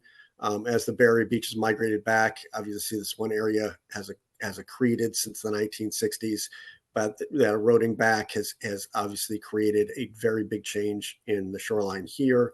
And most of that erosion of the shoreline there has actually occurred since 2009. And that's what I was showing here. It shows you how much they've lost. And obviously that was more of a dune beach type area back in 2009. But since this is now encroached and that channel has incised itself right against that shoreline, it keeps pushing in this direction. So again, the greatest change is about 70 feet since 2009, which is over 6 feet per year. So obviously, probably one of the reasons why you're getting a lot of notes, besides from the people concerned about navigation, there's also the concern of the homeowners there, understandably, with that very high erosion rate. And again, this is just a quick look at some of the survey that we were doing. One thing, if you can look at that bottom right there, that you can actually see the currents coming through as we were trying to do the shoreline survey, but that's obviously the dune just cleaving off during our survey time period, and you can see the upland erosion even up towards the end where we have the existing revetment. But this area has been down where that picture C is. This area is taken the brunt of the original erosion, and you can actually see the back in that area, you can see the separation of the dock that used to be attached to the shoreline. And this is just shoreline change. Where you see red, we've had shoreline erosion along this shoreline. And again, this is 2009 to 2021. And then here we have the shoreline accretion, the blue. So that the spit is continuing to grow. The backside is actually eroded a little bit, but you're getting the spit is starting to thin out. But you are getting accretion here, and that is, again, pinching this channel to a very narrow entrance, which is, strong currents and these tidal currents. Once you get above about 3 feet per second, even maybe slightly lower than that, you're certainly eroding sand in this. And as I'll show from some of our modeling, we're getting currents twice as strong as that to erode the sand along that shoreline. So this is, so one of the things we did also look at is LiDAR bathymetry. So there's good LiDAR surveys from 2010 and 2018. So this is actually just surface change. So it's, so if we're seeing kind of more of the oranges and reds, that's accretion. where we're seeing blues, it's erosion. And so one of the things you do see is along that shoreline, we're having a massive amount of erosion, upwards of 10 feet of erosion has occurred elevation wise. This just gives you an idea of the dredge channel, the way it's laid out. And then you are seeing some accretion on the barrier spit. And you're also seeing some accretion in the shoals, both the flood shoal in the system as well as the ebb shoal offshore. And so this is just giving an idea of the type of modeling we do. We did a hydrodynamic model. We also did some wave modeling for the system, but this is focused on just the hydrodynamics, the tides. And this is just showing some of the currents through the throat. As you see, the maximum currents modeled on the right there are in excess of 6 to 7 feet per second. And again, as I mentioned, you get above 3 feet per second, and you're getting sediment mobilized, and certainly along that bank, you're getting erosion as well. And on the left is actually the bathymetry, or the underwater topography of the grid, as well as the topography of the barrier spit. So the sandier colors are above zero, and the darker blues are the deeper sections. And again, you see the deep kind of vertical scarp along the western shoreline. So one of the things that we did is we looked at a variety of options that we could look at regarding some modeling and analysis. We looked at channel widening. This is something that's been done at Cotuit entrance over in Barnstable. It's also been done at Ellisville Harbor in Plymouth, Mill Pond in Chatham, and Allen's Pond in Dartmouth. So it's a relatively common thing to cut barrier spits back. It's not without its permitting challenges, but it's something that can be done. So it reorients the tidal flows away from the shoreline, which would basically knock that erosion down to zero of the properties that have been eroded. And so it's going to minimize that channel scour right along that shoreline, and then the channel will no longer want to, the deep portion of the channel will no longer be controlled by that very narrow inlet. The one thing I would point out that it is, when you cut a spit back, it is going to grow back. And it depends how far you cut it back as to how many years you get, but we are looking at something that is growing on the order of 6 to 10 feet per year. So, it gives you an idea. If you cut it back 100 feet, you're looking at, somewhere around a decade before it gets, the channel comes back to where it is now. But that it gives you an idea of the level that you want to cut the spit back. Typically, when you do these types of projects, because the spit is growing, in this case, kind of opposite direction to what we normally think the sediment transport from the west to east along most of the shoreline. The transport here is from east to west along that stretch as it is flowing back into Eel River. So with that, what you'll generally do if you cut the spit off is you back past the sediment to Washburn Island, so that you're kind of continuing to keep the material in the same littoral system that it is that it was dredged from. So that would be the normal thing to do. It's not the only thing that can be done, but that's generally what we would recommend. Other options are shoreline armoring. You can stabilize that shoreline. The one thing I would point out is because of the way, that there is basically an 8-foot vertical scarp on that shoreline, and it drops into that deep channel right next to it where it is being scoured. So that is going to be subject to undermining. It's a bit of a challenge. So, if you did like a rock type structure there, it would likely be undermined. If you did sheet pile, it might not, but it really is something that is, probably has some regulatory issues with it that would be very challenging. And I think the other thing to point out is by fixing the shoreline there, it's not going to improve your navigation hazard. That it is just going to want to scour deeper along that shoreline. It's going to narrow the channel, and everybody would be driving right up against the structure as time goes on, because that would be the deepest water in and out of Eel River. The other thing we considered was sand trapping structures, groins or type structures along that shoreline, which could be used. However, you're really just pushing the problem to somewhere else. And again, similar problem with potential navigation hazards. You're going you're going to have coastal engineering structures sticking out into the navigation channel. And both those last two options, whether it be shoreline armoring or sand trapping structures, would be very difficult to permit, shall I say. I can't say that I haven't gotten some of those types of structures permitted in unique circumstances, but this one would be very challenging. The channel widening is a little bit more straightforward. Again, challenging permitting, but it is something that we have had success doing in other places. And this is just give an idea what channel widening looks like. These are just kind of 3 model runs, with various, the existing conditions on the left, a modest cut in the middle, and a much more severe cut on the right-hand side, dropping back to somewhere more in the 1800s type time frame, as opposed to something like the 1960s time frame, which is the middle one. And this is just kind of marching through the tides that you see on the bottom there. Just give you an idea of what this generally looks like. And this one I'm going to keep up for a couple of minutes just because it's probably a little bit difficult to talk through. So this is actually the model run for existing conditions versus proposed conditions for that very aggressive cutback. So the kind of that purple is the existing permitted navigation channel. We're talking about cutting this back a few hundred feet, just as an example.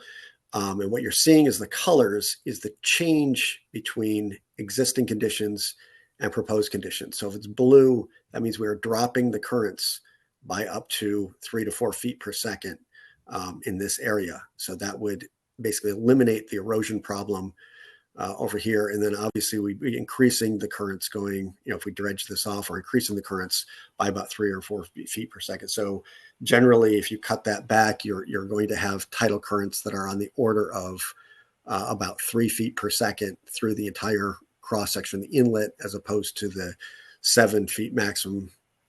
So that is generally a stable inlet.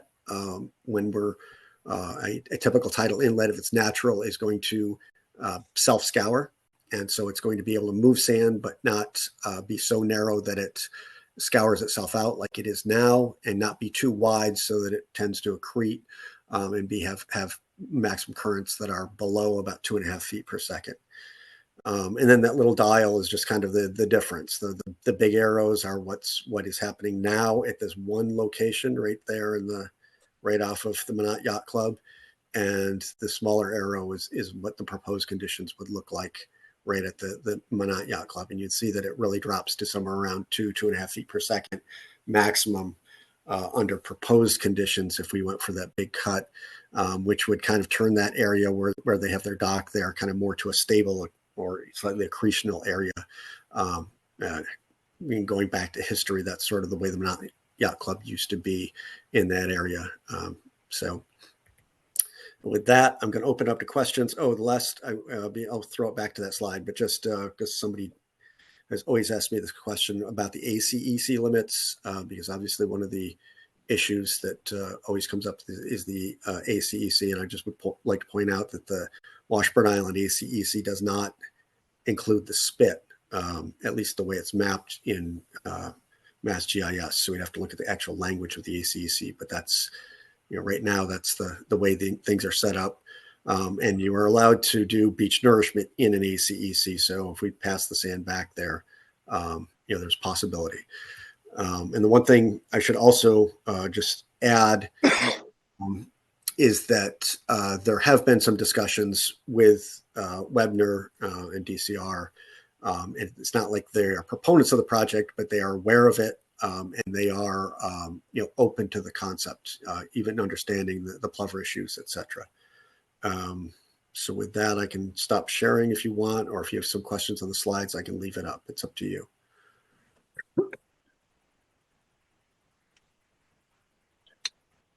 Jamie, do you want John to stop sharing just for the purposes of Sorry, yes, discussion? please. But don't be surprised if you get asked to put something back up. Yeah, and fair enough. During the presentation, I did promote Greg Frazier, the director of MES. Greg, do you want to say a few words? Hi. Good evening. Yeah, I don't have a lot to add. Thank you for the presentation. It was good. As you mentioned in the beginning, the Waterways Committee is just trying to get some sense of the feeling of the commission before they decide on their own recommendation. More than likely, if we decide to move forward with this proposal, we would be seeking a grant, a follow-up grant from CZM to move forward with the engineering and permitting required to remove that material. And, that would be, I believe, we would be filing probably in the fall capital budget for the town match. And then we would go to CZM on next in the spring of 24 as a follow-up grant. So I'd be happy to answer any questions as well. Greg, are we still able to put stuff into the capital for this town meeting? No, it would be the next town meeting, but we would apply in May and subject to approval of the town match. Or as you and I talked about, we can look at other spots that other areas that might be available to fund this prior, which might avoid having to get any additional appropriation. We might be able to do that, and we can continue that discussion later. Okay, excellent. Mr. Greer, would you want to speak on behalf of the Waterways Committee? Yeah, well, I couldn't get an official consensus view of the committee, but I just want to point out that the Waterways Committee's charge is to ensure safe navigation. And I think the presentation did a pretty good job of if people think about what we're talking about 4 to 5 knot currents in this channel, which is the only place you're going to see currents like that is in Woods Hole Passage, other than here. And so this is really extreme conditions, and it's a big change from what it's been in the past. So the Waterways Committee is certainly concerned about safe navigation in this area, and I think I wasn't on the committee when they previously decided to wait and hear from conservation, but I personally want to just pass on that there's really significant navigational concerns with the present state of the waterway. So Jen, I'm confused. If there's no official consensus, what are we endorsing? Well, like I said, Greg brought it to us and wanted us to take a look at the project and see if we would be on board if the Waterways Committee did want to approach the select board. I think they wanted the Conservation Commission on board as well because of the coastal erosion issues. The Waterways Committee is strictly looking at a navigational issue. And I think maybe, and correct me if I'm wrong, Greg or Rocky, they were just maybe concerned about making a recommendation on the coastal erosion issue part of it, which is where we come in. I could maybe just add a little bit there, because one of the things that this was funded under was a CZM grant, and that's coastal resiliency and erosion oriented. So that's that's how it got funded at first, and I think that may be something that if assuming the Waterways Committee is going that same route, I think the concept of making sure that everybody understands that is a key part of the project is one of the things, and I think that's why you guys are being consulted at this point. Okay. I mean, we have a couple of, there are options. We have our do nothing option, and it's status quo. We can explore this option, or as John's pointed out, from a coastal erosion standpoint, it wouldn't necessarily assist with the navigation. It might actually make it worse, is to armor the properties north of Minot, which is going to be difficult because you said, John, those aren't banks now. We're talking about dune systems over there. It's been a while since I've been out there. There's some coastal dune overlying what looks like old salt marsh. So it's it's even worse. That'll even be more difficult. So I know those property owners are exploring that option. I'm not quite sure at this point if it's feasible. I haven't seen the study. So I think that obviously we've received numerous letters in support of either this project or asking the town, both the Waterways Committee and the Conservation Commission, to do something to help.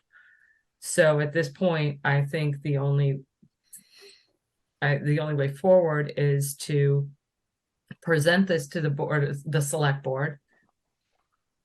Tell them, the options are do nothing, it continues, or we attempt to try this. And if it buys us 10, 15 years while we explore other coastal resiliency options over along that western shoreline, it improves navigation and we go forward. Okay. I mean, it's a really difficult situation over there, and it's a really difficult situation to make. I mean, the least we can do is maybe try. But I'd like everybody to realize that if the town does explore this route, it is going to take multiple years. And I think, John, you can back me up on this, that permitting is going to take a number of years. And this isn't going to be a fix that's going to happen next summer. It's going to take a year, John, to come up with the engineering and everything, about a year for if we're doing it through a grant. Yeah, so the grant, I would suggest, I mean, just because of the federal agencies, specifically the Army Corps is very, very slow right now. I mean, I'm and I hate to say it, but it's probably a 2-year process. I mean, the design itself is not that big of a deal. It's just going through the permitting process. I think that, because we've had CZM support, I think some of the state agencies are very well aware of the project. So I think that may not be the holdup. It would definitely be more, be negotiating out some of the plover issues, because you are having a take. I will admit that there's no doubt if you're taking part of the spit, this is something that would need to be worked out with natural heritage. But I think that the big holdup would more likely be the feds. And so I would say 2 years before we have permits in place from the time we get going. That's ambitious, John. It is ambitious, but it can be done. Considering what we're going through with the Army Corps. Okay. That's all I have, Mr. Chairman. All right, Ms. Bergeron. I have no additional comments at this time. Thank you. All right. Commissioner comments. So John, I have a question for you. You said something to the effect of, with that proposal, we would optimistically be safe for 10, 12, 15 years, something to that effect. My question is, was that even with maintenance dredging? So so basically what this would do, if you look at it, every 10 feet, let's say every 10 feet that you cut it back, you're going to buy yourself a year. So I think it sort of depends on how far you go back. There may be, right after this is done, there may be some need for maintenance dredging as things shift around a little bit to make sure it's in the channel. But after, things settle down, your maintenance dredging should not be a problem. This inlet has historically not been dredged very frequently. And I think it would settle right back down to where what you're used to. Thank you. All right, Steve.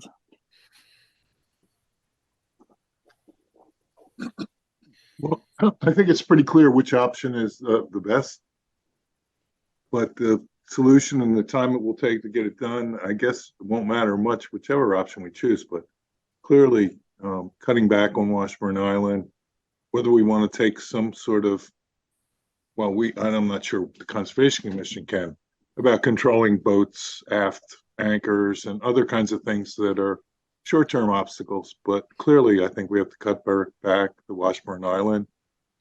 The flow it's amazing, the evolution of it. And last winter we had another cut, so I expect we'll have that on an ongoing basis if we have nor'easters. But in the meantime, let's get working on this plan. Thank you. Courtney? This is a complicated thing, and I think the alternative that you presented, John, makes the most sense. None of the alternatives are sure, and there's so many dynamics at work here. in sea level rise and storms and all this. And I think I think we have to face the fact that we say cut back the spit, that we're gonna be faced with a lot more dredging than we anticipate. I think that given everything that's going on with sea level rise and storms and so forth more frequently, I think we're gonna have to face that music. No question that we have a navigation hazard. I've spent most of the week reading all the horror shows. So it's well documented. And the question becomes, if a permitting for all of this is going to take 2 or 3 years, what's the short-term solution? And it's been suggested by several of the letter writers that we've got to do something about all the boats that anchor in or around or near the channel.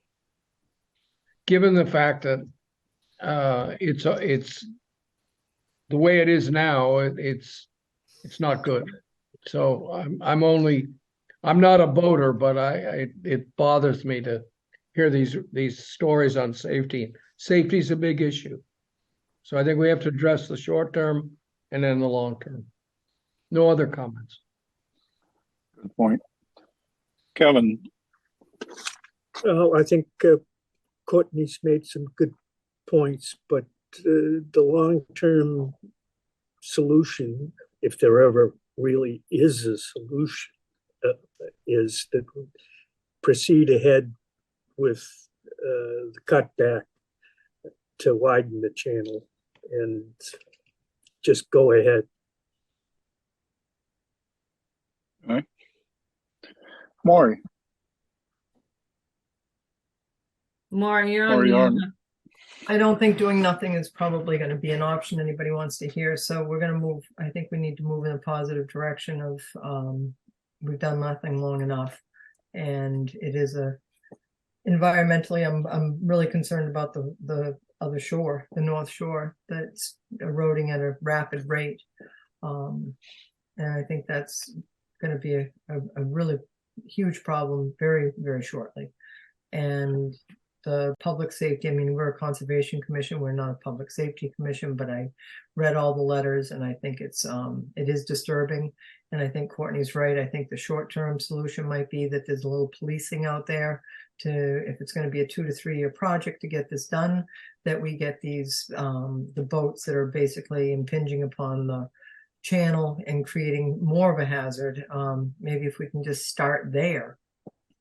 And while you're getting into the permitting process, to get this cut back. The question I had about the taking for natural heritage for the, have you had any feedback from them?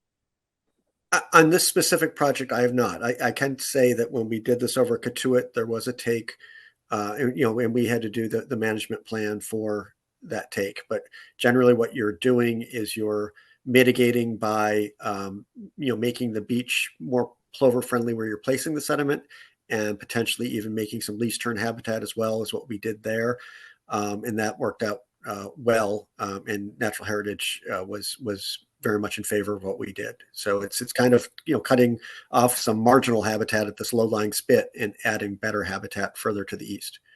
That's what I wanted to hear. So that's a very positive thing for me to make it, to move forward with this project. So my opinion is that we move forward and endorse starting the ball rolling on this. Thank you. Thanks. I can tell you, Maury, that Mark, we were discussing this internally the other day, and Mark actually did look at the dead neck, right, John? And correct. He did say that from a shorebird standpoint, it was a success story over there. That it increased the habitat. Good. But Mark Soley's looking at it from a shorebird standpoint. Oh, I know that's why if he thinks it's a good thing, I'm happy.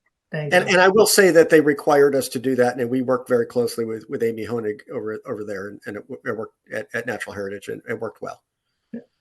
We can coexist.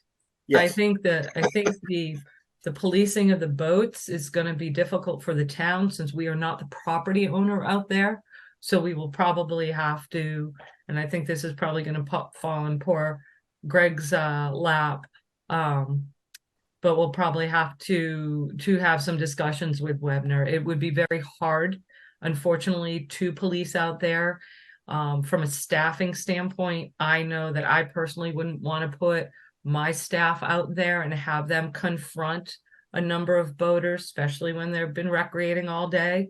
And you know, it could be a difficult situation to have somebody out there all the time and then put that poor person in that situation. So that's going to be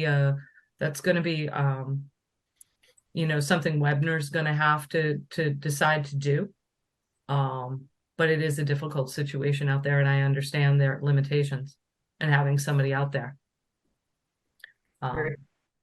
That's more difficult than the plumbers. Yeah, absolutely. We put signs up, they take the signs down. They put the fencing up for the plovers, the fencing comes down. So. Yeah.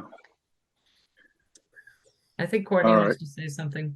Yeah, he's waving frantically, but that's okay. All right. Courtney, No questions. what was We're all the just waving waving? for? Now, what are we doing? I'm sorry. No, All it right. wasn't. I had a diversion over here. I had a off-screen diversion. Okay. All right. Okay, so before we open up to public discussion, anything else from the commissioners? John, Rocky, or Greg, have anything you want to add at this point? I just want to mention, I'd like to mention that it's an agenda item for next meeting of the Waterways for us to vote on whether action should be taken and whether we favor the shaving, you know, the widening of the channel, which I strongly expect we will vote in favor of that. Okay. Yeah, Jamie, I just wanted to mention to you and the commissioners, the town has had several meetings with Webner regarding the boat safety issue. They're aware of the problem, and they try to address it with their seasonal rangers. However, we're trying to work with them to come up with a plan to be a little bit more aggressive as far as boats sticking out into the channel. They know it's a problem, and they are committed to working with the town to see what they can do to fix the problem. Excellent. Thank you, Greg. Good. Can't be easy. No. All right, Jen, let's open up to public chat, please. Okay, I have a Lisa here. She says, "Hi there. This is a very dangerous here. Can she speak?" I'm going to, and then she's gone. In a minute. Let me see if I can find her, Mr. Chairman. I just saw her. Oh, there she is. Lisa Menini, I am promoting you up so you can address the board. I see your hand raised, ma'am. There we go. Oops, she declined to. Ma'am, you're going to have to accept to become a panelist. You said you wanted to address the board. Yep, here she comes.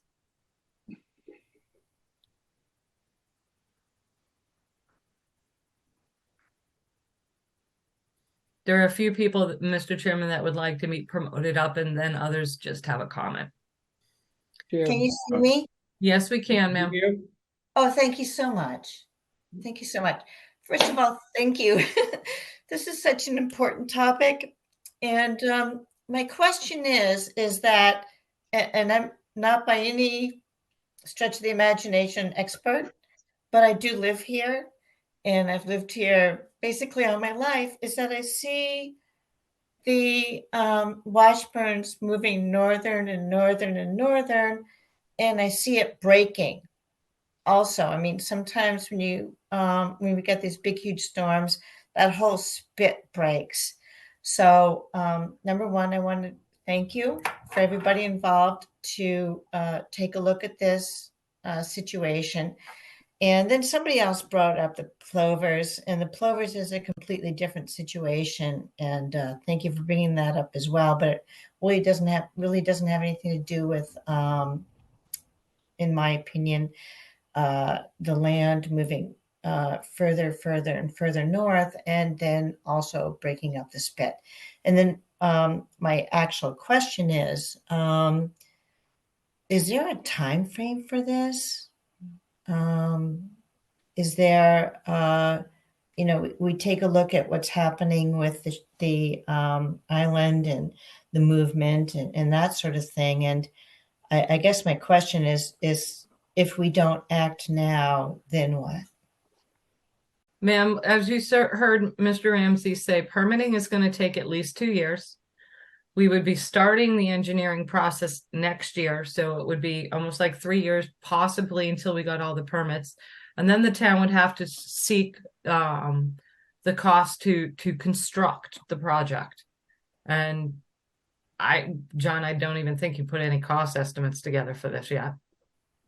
No, I haven't. The one thing I will say is that CZM also has been funding construction at least 75%. So there's a possibility of getting some match doing that as well. So that would require us to apply for and receive an additional grant. So the town could actively apply for the grants, ma'am, but there's no guarantee we would receive one.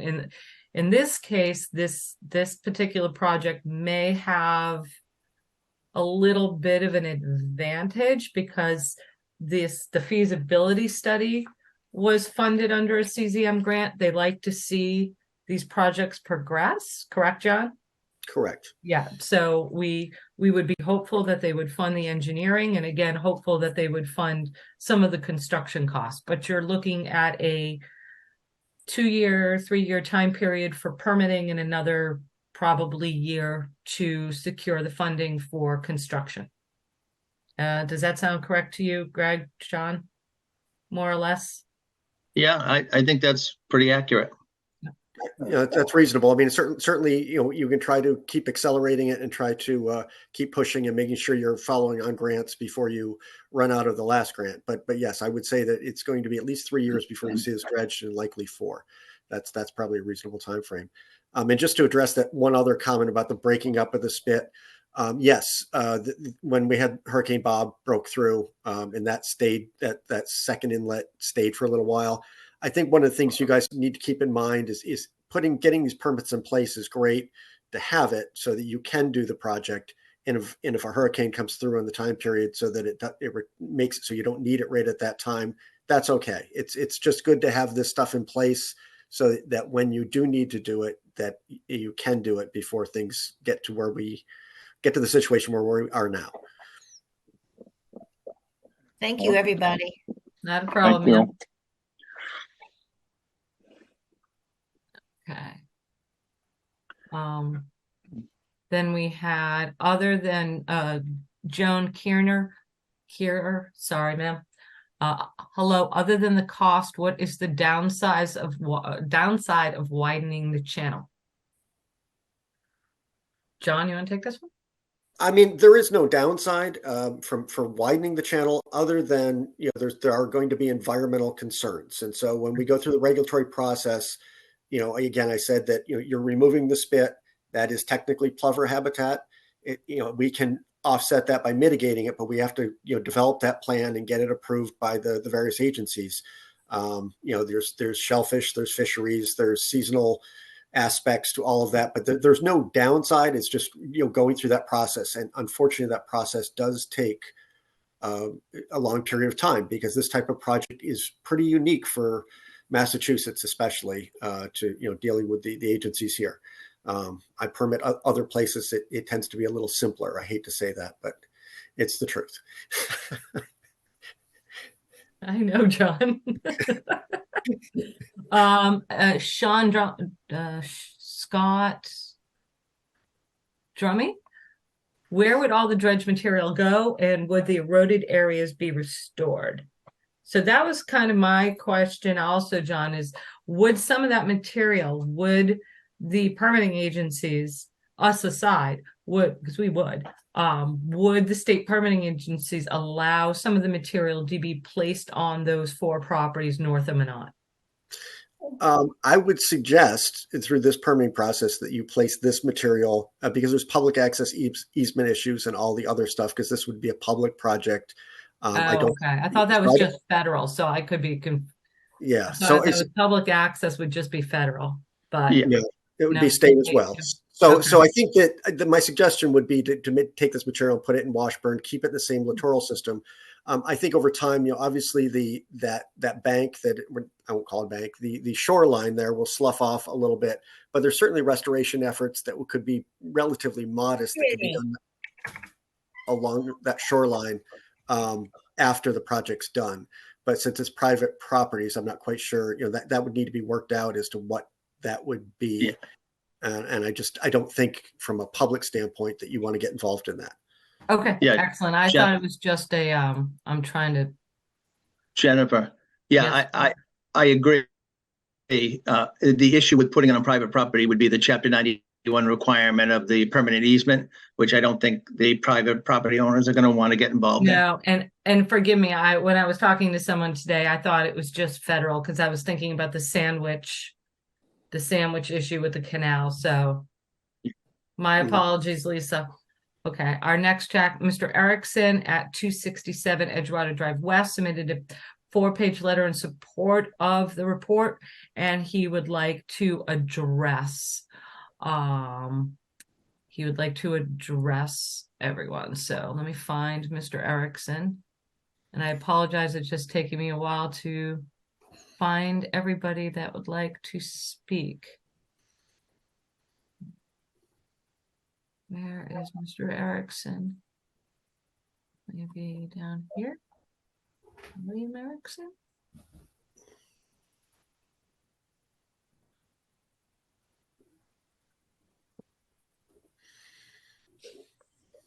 Mr. Erickson, if you could raise your hand function, I might be able to find you a little quicker. Oh, wait, you might be on the top. No. Oh, yeah, there you are. Thank you, sir. I'm promoting Bill Erickson.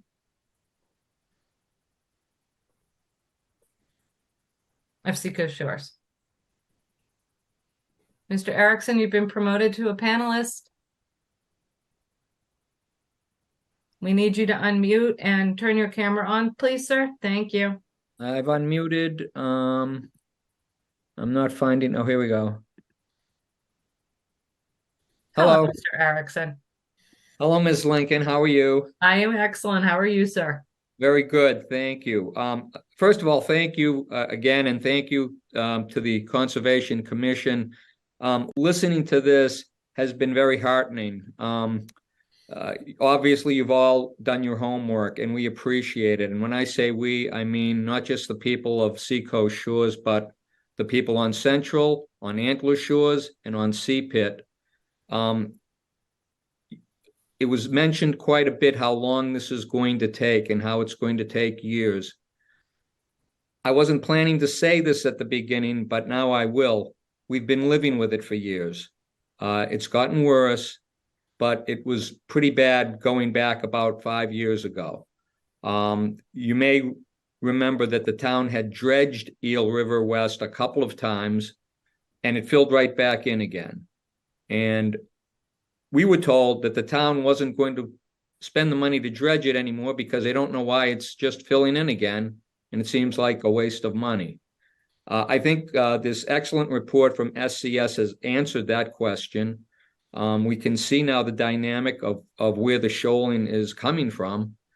And it seems to me that cutting it back, bringing it back to a size that I remember when I first started coming here, is the right idea. Back in those days, we didn't have shoaling of the channel at this rate. So I think you've got the right idea. I think you're heading in the right direction. And I guess I just want to say this. In this case, you have a very active citizenry supporting this and getting behind you. A lot of us have turned out today for this meeting. We've written to you. We've sent you emails. We've signed petitions and letters. We will continue to do that.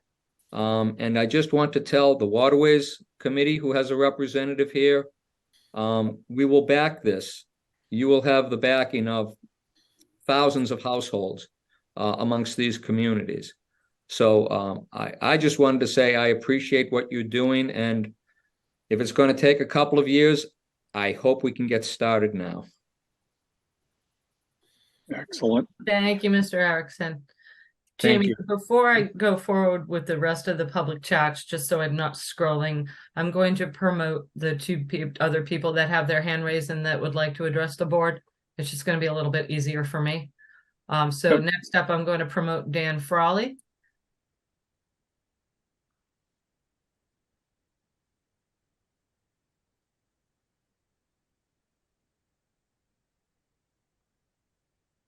Mr. Frawley, you've been promoted as a panelist. Please turn on your microphone and your camera for us. Roger that. Can you hear me, Jennifer? Yes, I can. Mr. Frawley, how are you? I'm doing great. I appreciate you getting me in here. Not a problem, sir. And I will make it quick. I promise you.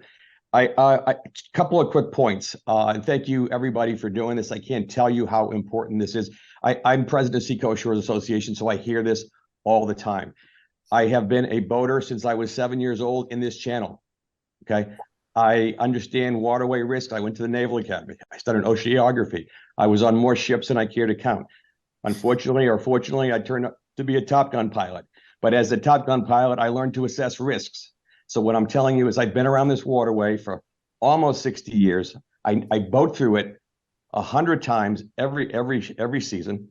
And I'm telling you, the risks there are enormous right now. Okay, enormous. I won't belabor it, but just trust me when I'll paint you one scenario. An 80-foot channel. I'm coming through in a 14-foot boat, and then you have 3 boats I'm going out. I'm heading south. On the port side, you have 3 whalers hanging off the spit, 3 young children hanging their legs on the end of the whaler further into the channel. On the right side, you have 2 to 3 boats in the Minot Yacht Club, and then I see all Navy guys' worst nightmare, the new boater coming in. And you can always tell I tell my sons by looking in the eyes, and in the eyes, you can tell they have no idea what they're doing.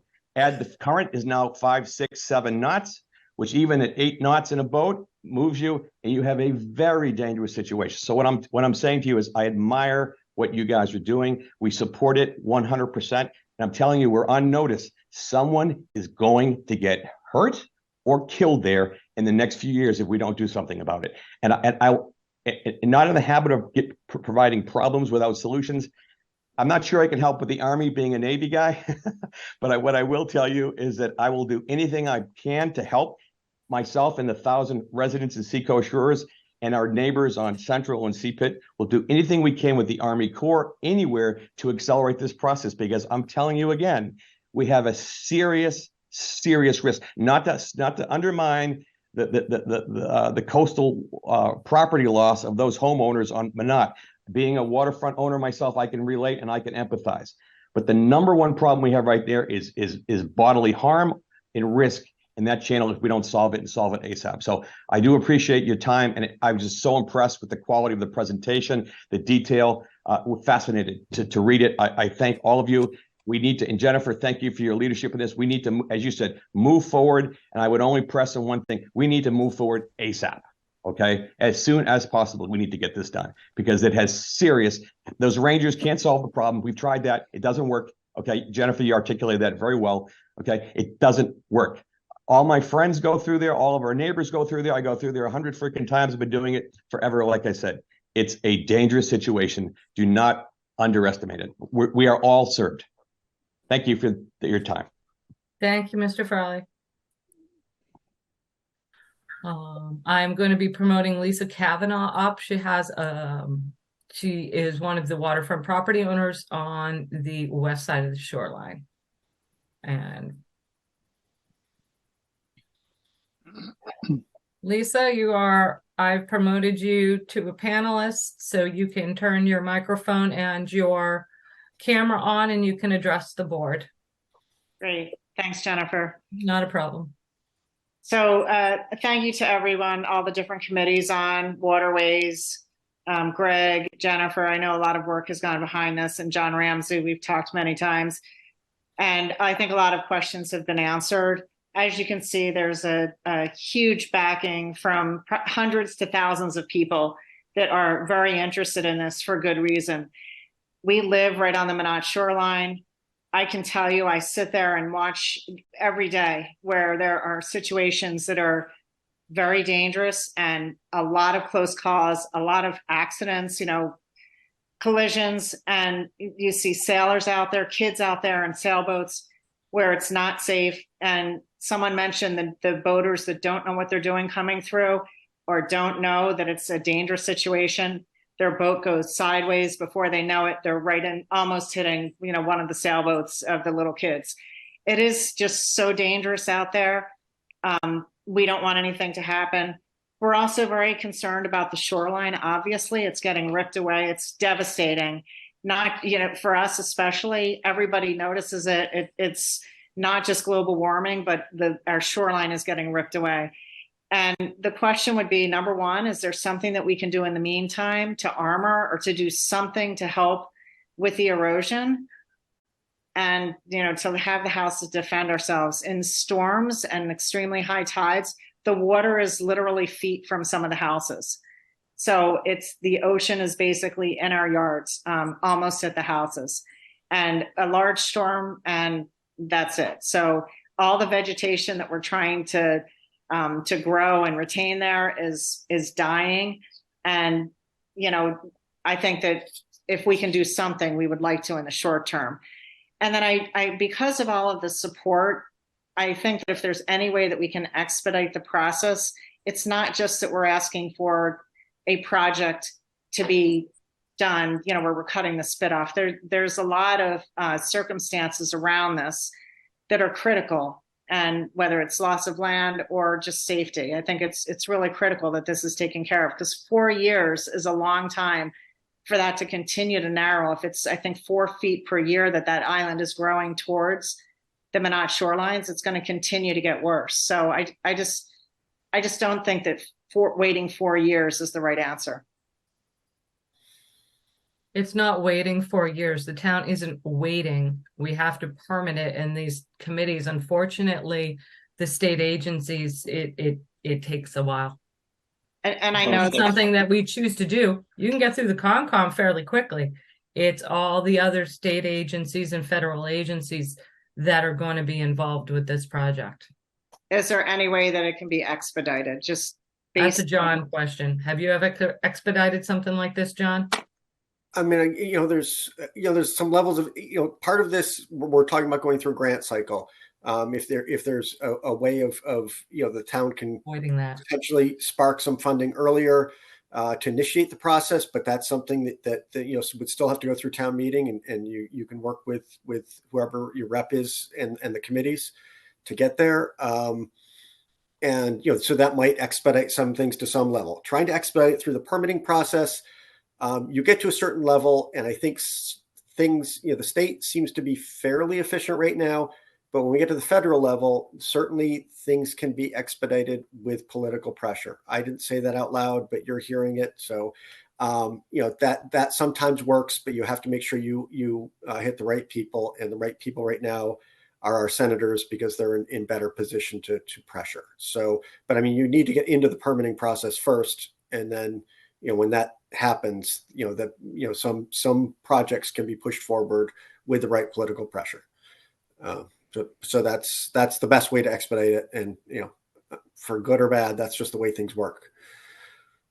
Well, great. Well, thanks again for all of the attention to this matter. Thank you. Thank you, Lisa. All right, I'm gonna. Sorry, Jamie, it's taking me a minute. I'm gonna move Lisa back into attendees, and I'll continue reading some of the chats. All right. Yeah, they're getting.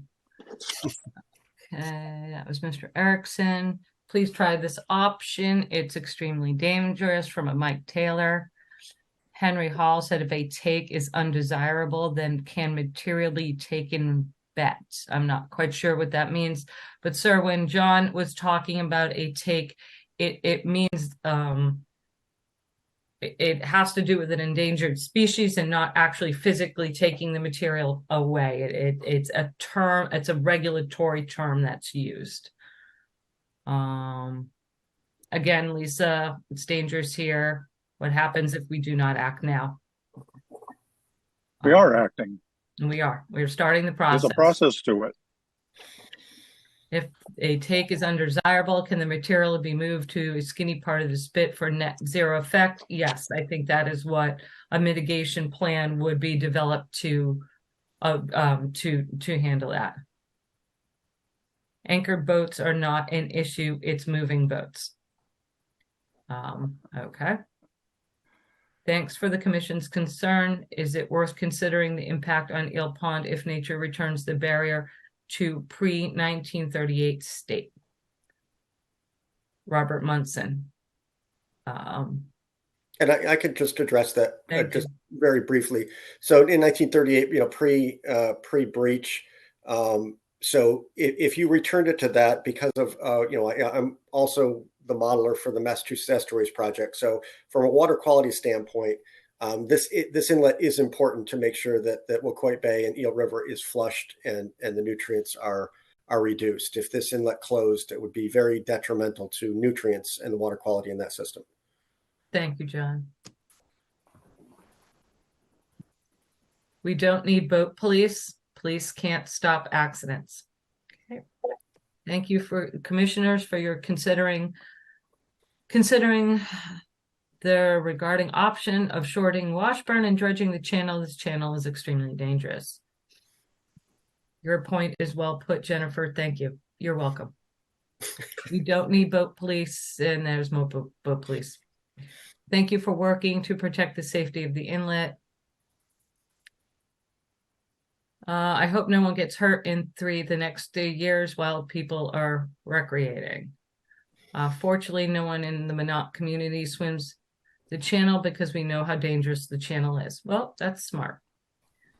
I hope no one gets hurt in the next 3 years while people are recreating. Fortunately, the Minot, yes, that's the same thing. Okay.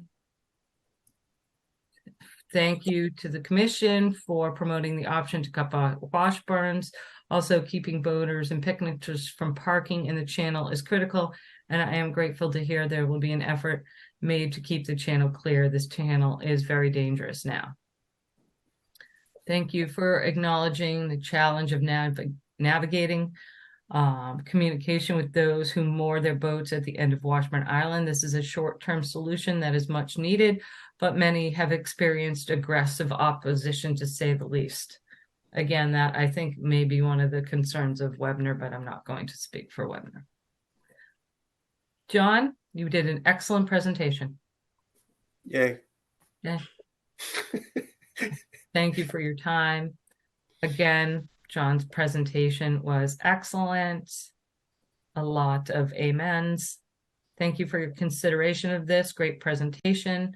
This is such a dangerous situation. It needs to be a priority addressing. Very glad to see you're in favor of moving forward, but it needs to be done on a very timely basis. Please keep moving this forward. Okay. I heard 2 years from John. Now it sounds longer. What happens if someone gets seriously hurt? We can only move as fast as the permitting process will let us move. What happens if someone dies in an accident and the family sues the town? I'm moving on from that one. Yeah. What can we as citizens do to help move this forward? Well, I think, and since Greg Fraser had to leave, Mr. Geyer, you said the Waterways Committee will be voting next week on a recommendation or whether to present this to the select board. I think you have the Conservation Commission's support, and we would stand side by side with the Waterways Committee in presenting this to the select board. And then after that, it would be in the select board's for them to consider instructing town officials to move this forward. So I would say, as citizens, if you want to help move this forward, start petitioning the select board. Yeah, and unfortunately, we don't meet until we met tonight, and we meet again November 1st. So Oh, okay, I'm sorry, I missed, sorry about that. yeah, we're not as dedicated as you are to meet every week. So I'm so impressed with your dedication.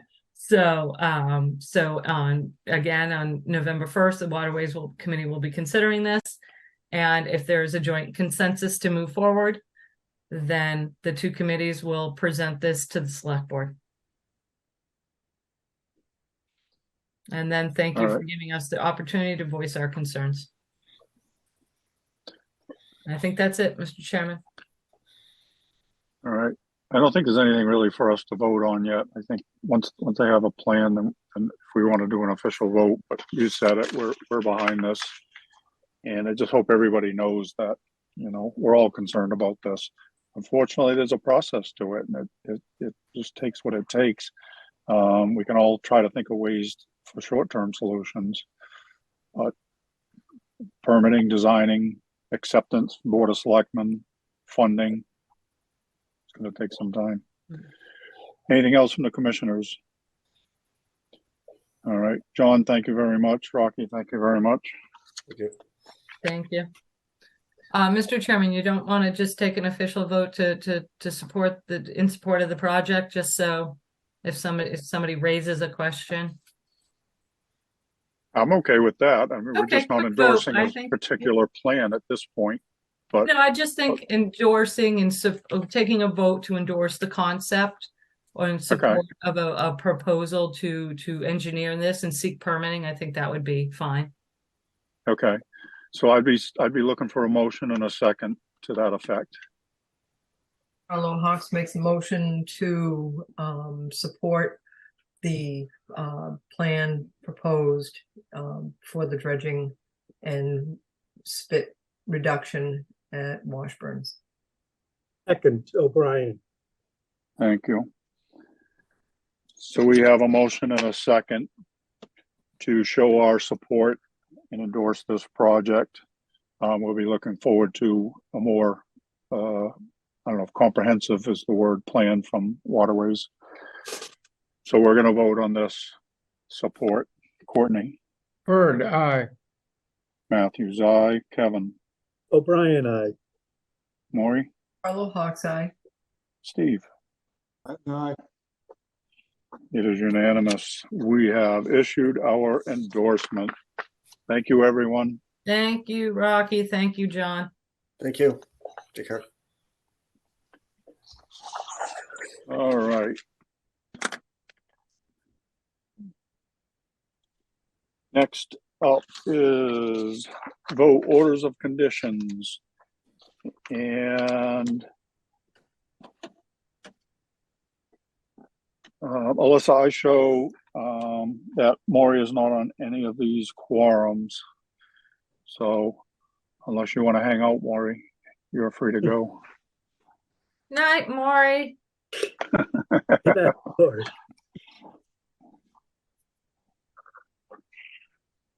Oh, get off the hook. Could have pretended to fight that.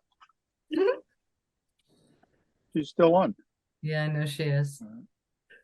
All right. She's not muted either. Oh, there she goes. Thank you, Maury. Thanks, Rocky. Thank you. All right. Orders of conditions. First up, Michael Tenanos, 86 Edgewater Drive East, East Falmouth, Mass. That was the Ken? dock. That was the dock reconstruction. There are some other issues on the property that they will be addressing. So I think one of the ways to make sure that those issues are addressed is that we should have a plan showing those issues, being looked at and addressed prior to making a recommendation to the select board on this dock.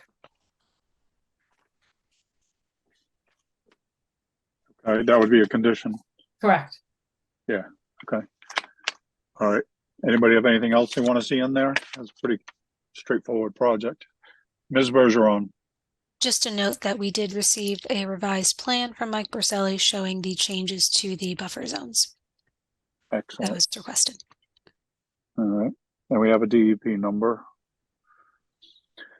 I'll make a motion to issue an order of conditions as discussed. Thank you. Need a second. Yeah. All right. Second. All right, we have a motion and a second to issue an order of conditions as discussed. If there's no more questions or comments, we're voting. Courtney, Bird, aye. Matthews, aye. Kevin, O'Brien, aye. Steve. Pat and I. It is unanimous. We have issued an order of conditions.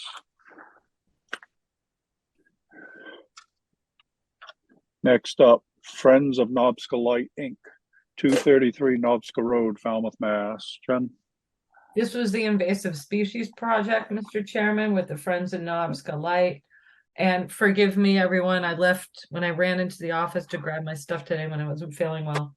I forgot my order of conditions package. So I think the only thing we had, Alyssa, was that there was a note in the narrative that he was going to leave the knotweed root systems, but he clarified at the hearing that he was going to take the knotweed root systems out, and that we are going to require that, because why would you leave knotweed root systems in?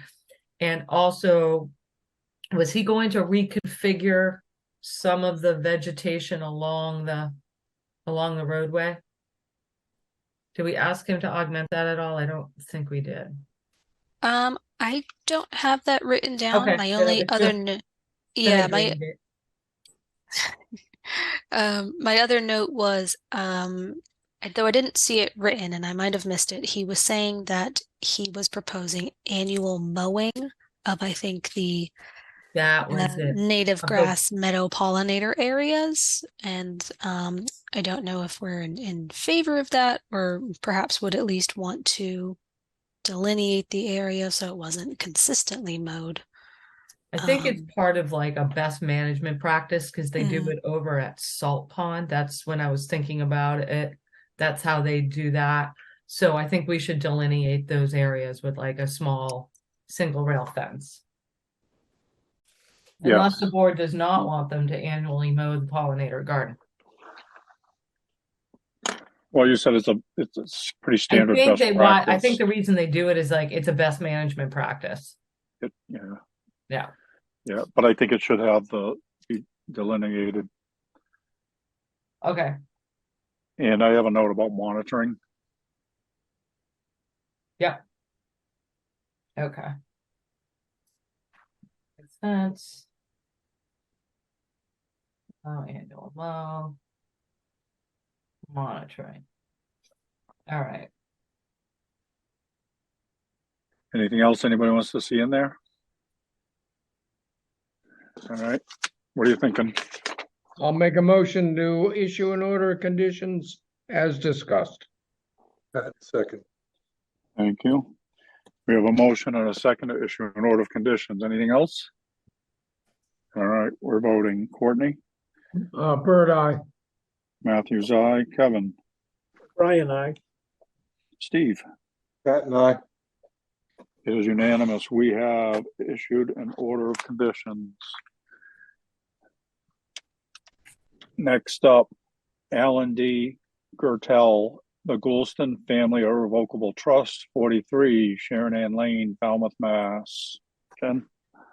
This is the pool? Okay, This is the pool. For a minute, I was drawing a blank on which one this was. This was the pool. I think the only concerns we'd have is we want to see all the restoration redone. I think there's a wall in the backyard, like a terraced retaining landscaping feature that needs to be removed. So that needs to be removed, and all the plants need to be done before we sign off on the building permit for the pool. So the whole cleaning up of the violation, so to speak, needs to be addressed before we sign off on the building permit for the pool. I agree. Courtney? Was this the project where they were going to put a dry well in that would cover both roof runoff and the pool? Is that the same project? Yes. So, Yeah, you asked for a separate drawdown. So I want to make sure that I want to make sure that there's separate dry wells, one for the pool and one for roof runoff.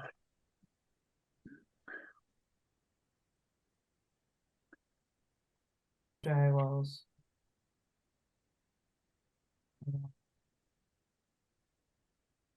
Got it. Okay. So I'll make a motion to, oh, I'm sorry. Go ahead. No, Liz. it's okay. I just had one comment, since they are proposing Vista pruning, if we can tack in our Vista prune guideline requirements and require an on-site prior to any work being done, because there's nothing to Vista at the moment. No, Right. everything's Good point. everything's listed. Guidelines.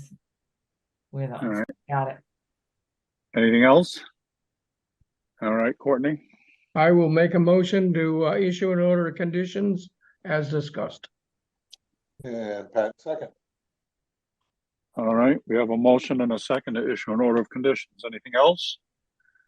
All right, we're voting. Courtney, Bird, aye. Matthews, aye. Kevin, Brian, I. Steve. Pat and I. It is unanimous. We have issued an order of conditions. Next up, VJG and Mary Lou De Silva, 169 Walker Street, Falmouth, Mass. And I will just note, Alyssa, that the quorum originally excluded Courtney, but he has read everything in according to the Mullen rules, so he will be voting tonight. Right, and I will verify that I have viewed both hearings. Thank you, Excellent. Courtney. So Yeah, this thank you for was doing the that. addition, the removal of the gravel, and then I had jumped in that I really was not happy with those grass paves they had up near the driveway, or the removal of that walkway and turning it into just grass when the walkway goes to a door. So I think a condition, just making sure that those are all pervious surfaces. The grass is just not going to work. It's just not going to work, but it is in a B zone, so we can make it gravel and have it meet technically the regulations. I think there is a small part of the walkway that falls in the A zone that's going to have to be mitigated for, but they can mitigate it over by the boats where they have the current kayak racks, or what else did we talk about, Alyssa, over between their planting area and that? Yeah. So I think we can condition the project to move forward with some slight modifications. I agree. And I think I don't think it needs a plan change. I think it just needs notes changed on the plans. Tom doesn't have to go in and change the CAD. He just has to go and change the notes on it. But he doesn't have to like redesign something. It was very small, but just very, it wasn't going to work. It wasn't Right. based in like, it wasn't practical. Okay. So, All right. Anything else? I've given. Wait. Hold on. I'm saying. Ms. I have Bergeron. thank you. I have a note regarding a small split rail fence to delineate the lawn versus the planting area. yep, got it. Thank you. My comment was just given these nuanced changes, I was suggest that staff meet with the contractors who are going to do the work on site before they start. Okay.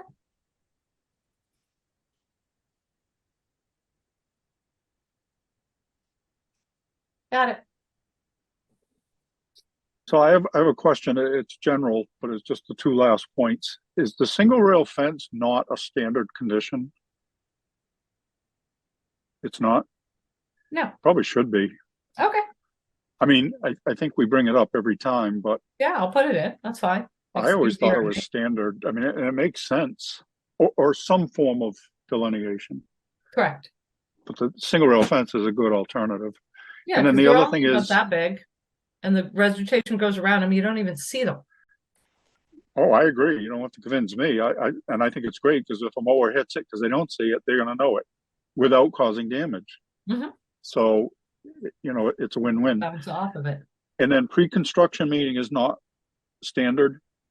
Not for all projects. There's just not, there's too many of them for us, Mr. Chairman. So on large complicated ones, we usually go out and do a pre-construction.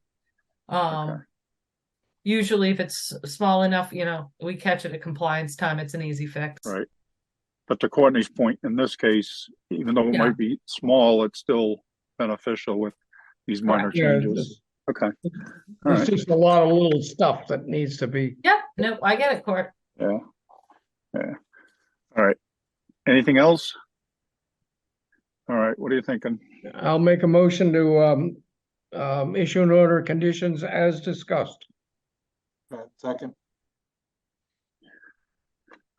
All right. We have a motion and a second to issue an order of conditions. If there's nothing else, we'll vote. Courtney. Bird eye. Matthews, aye. Kevin. O'Brien, aye. Steve. Patton, aye. It is unanimous. We have issued an order of conditions. And before the last motion, just a reminder, we have no meeting next week. Enjoy your brief reprieve. Oh.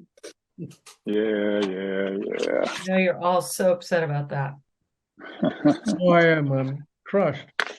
On that basis, I'll make a motion to adjourn. And I'll second that. All right. Bird eye. Matthews, aye. O'Brien, aye. And Patton, aye. It is unanimous with those of us that are left. We are adjourned. Thank you, everyone. Thank you, guys. You. Good night, everyone. Good night.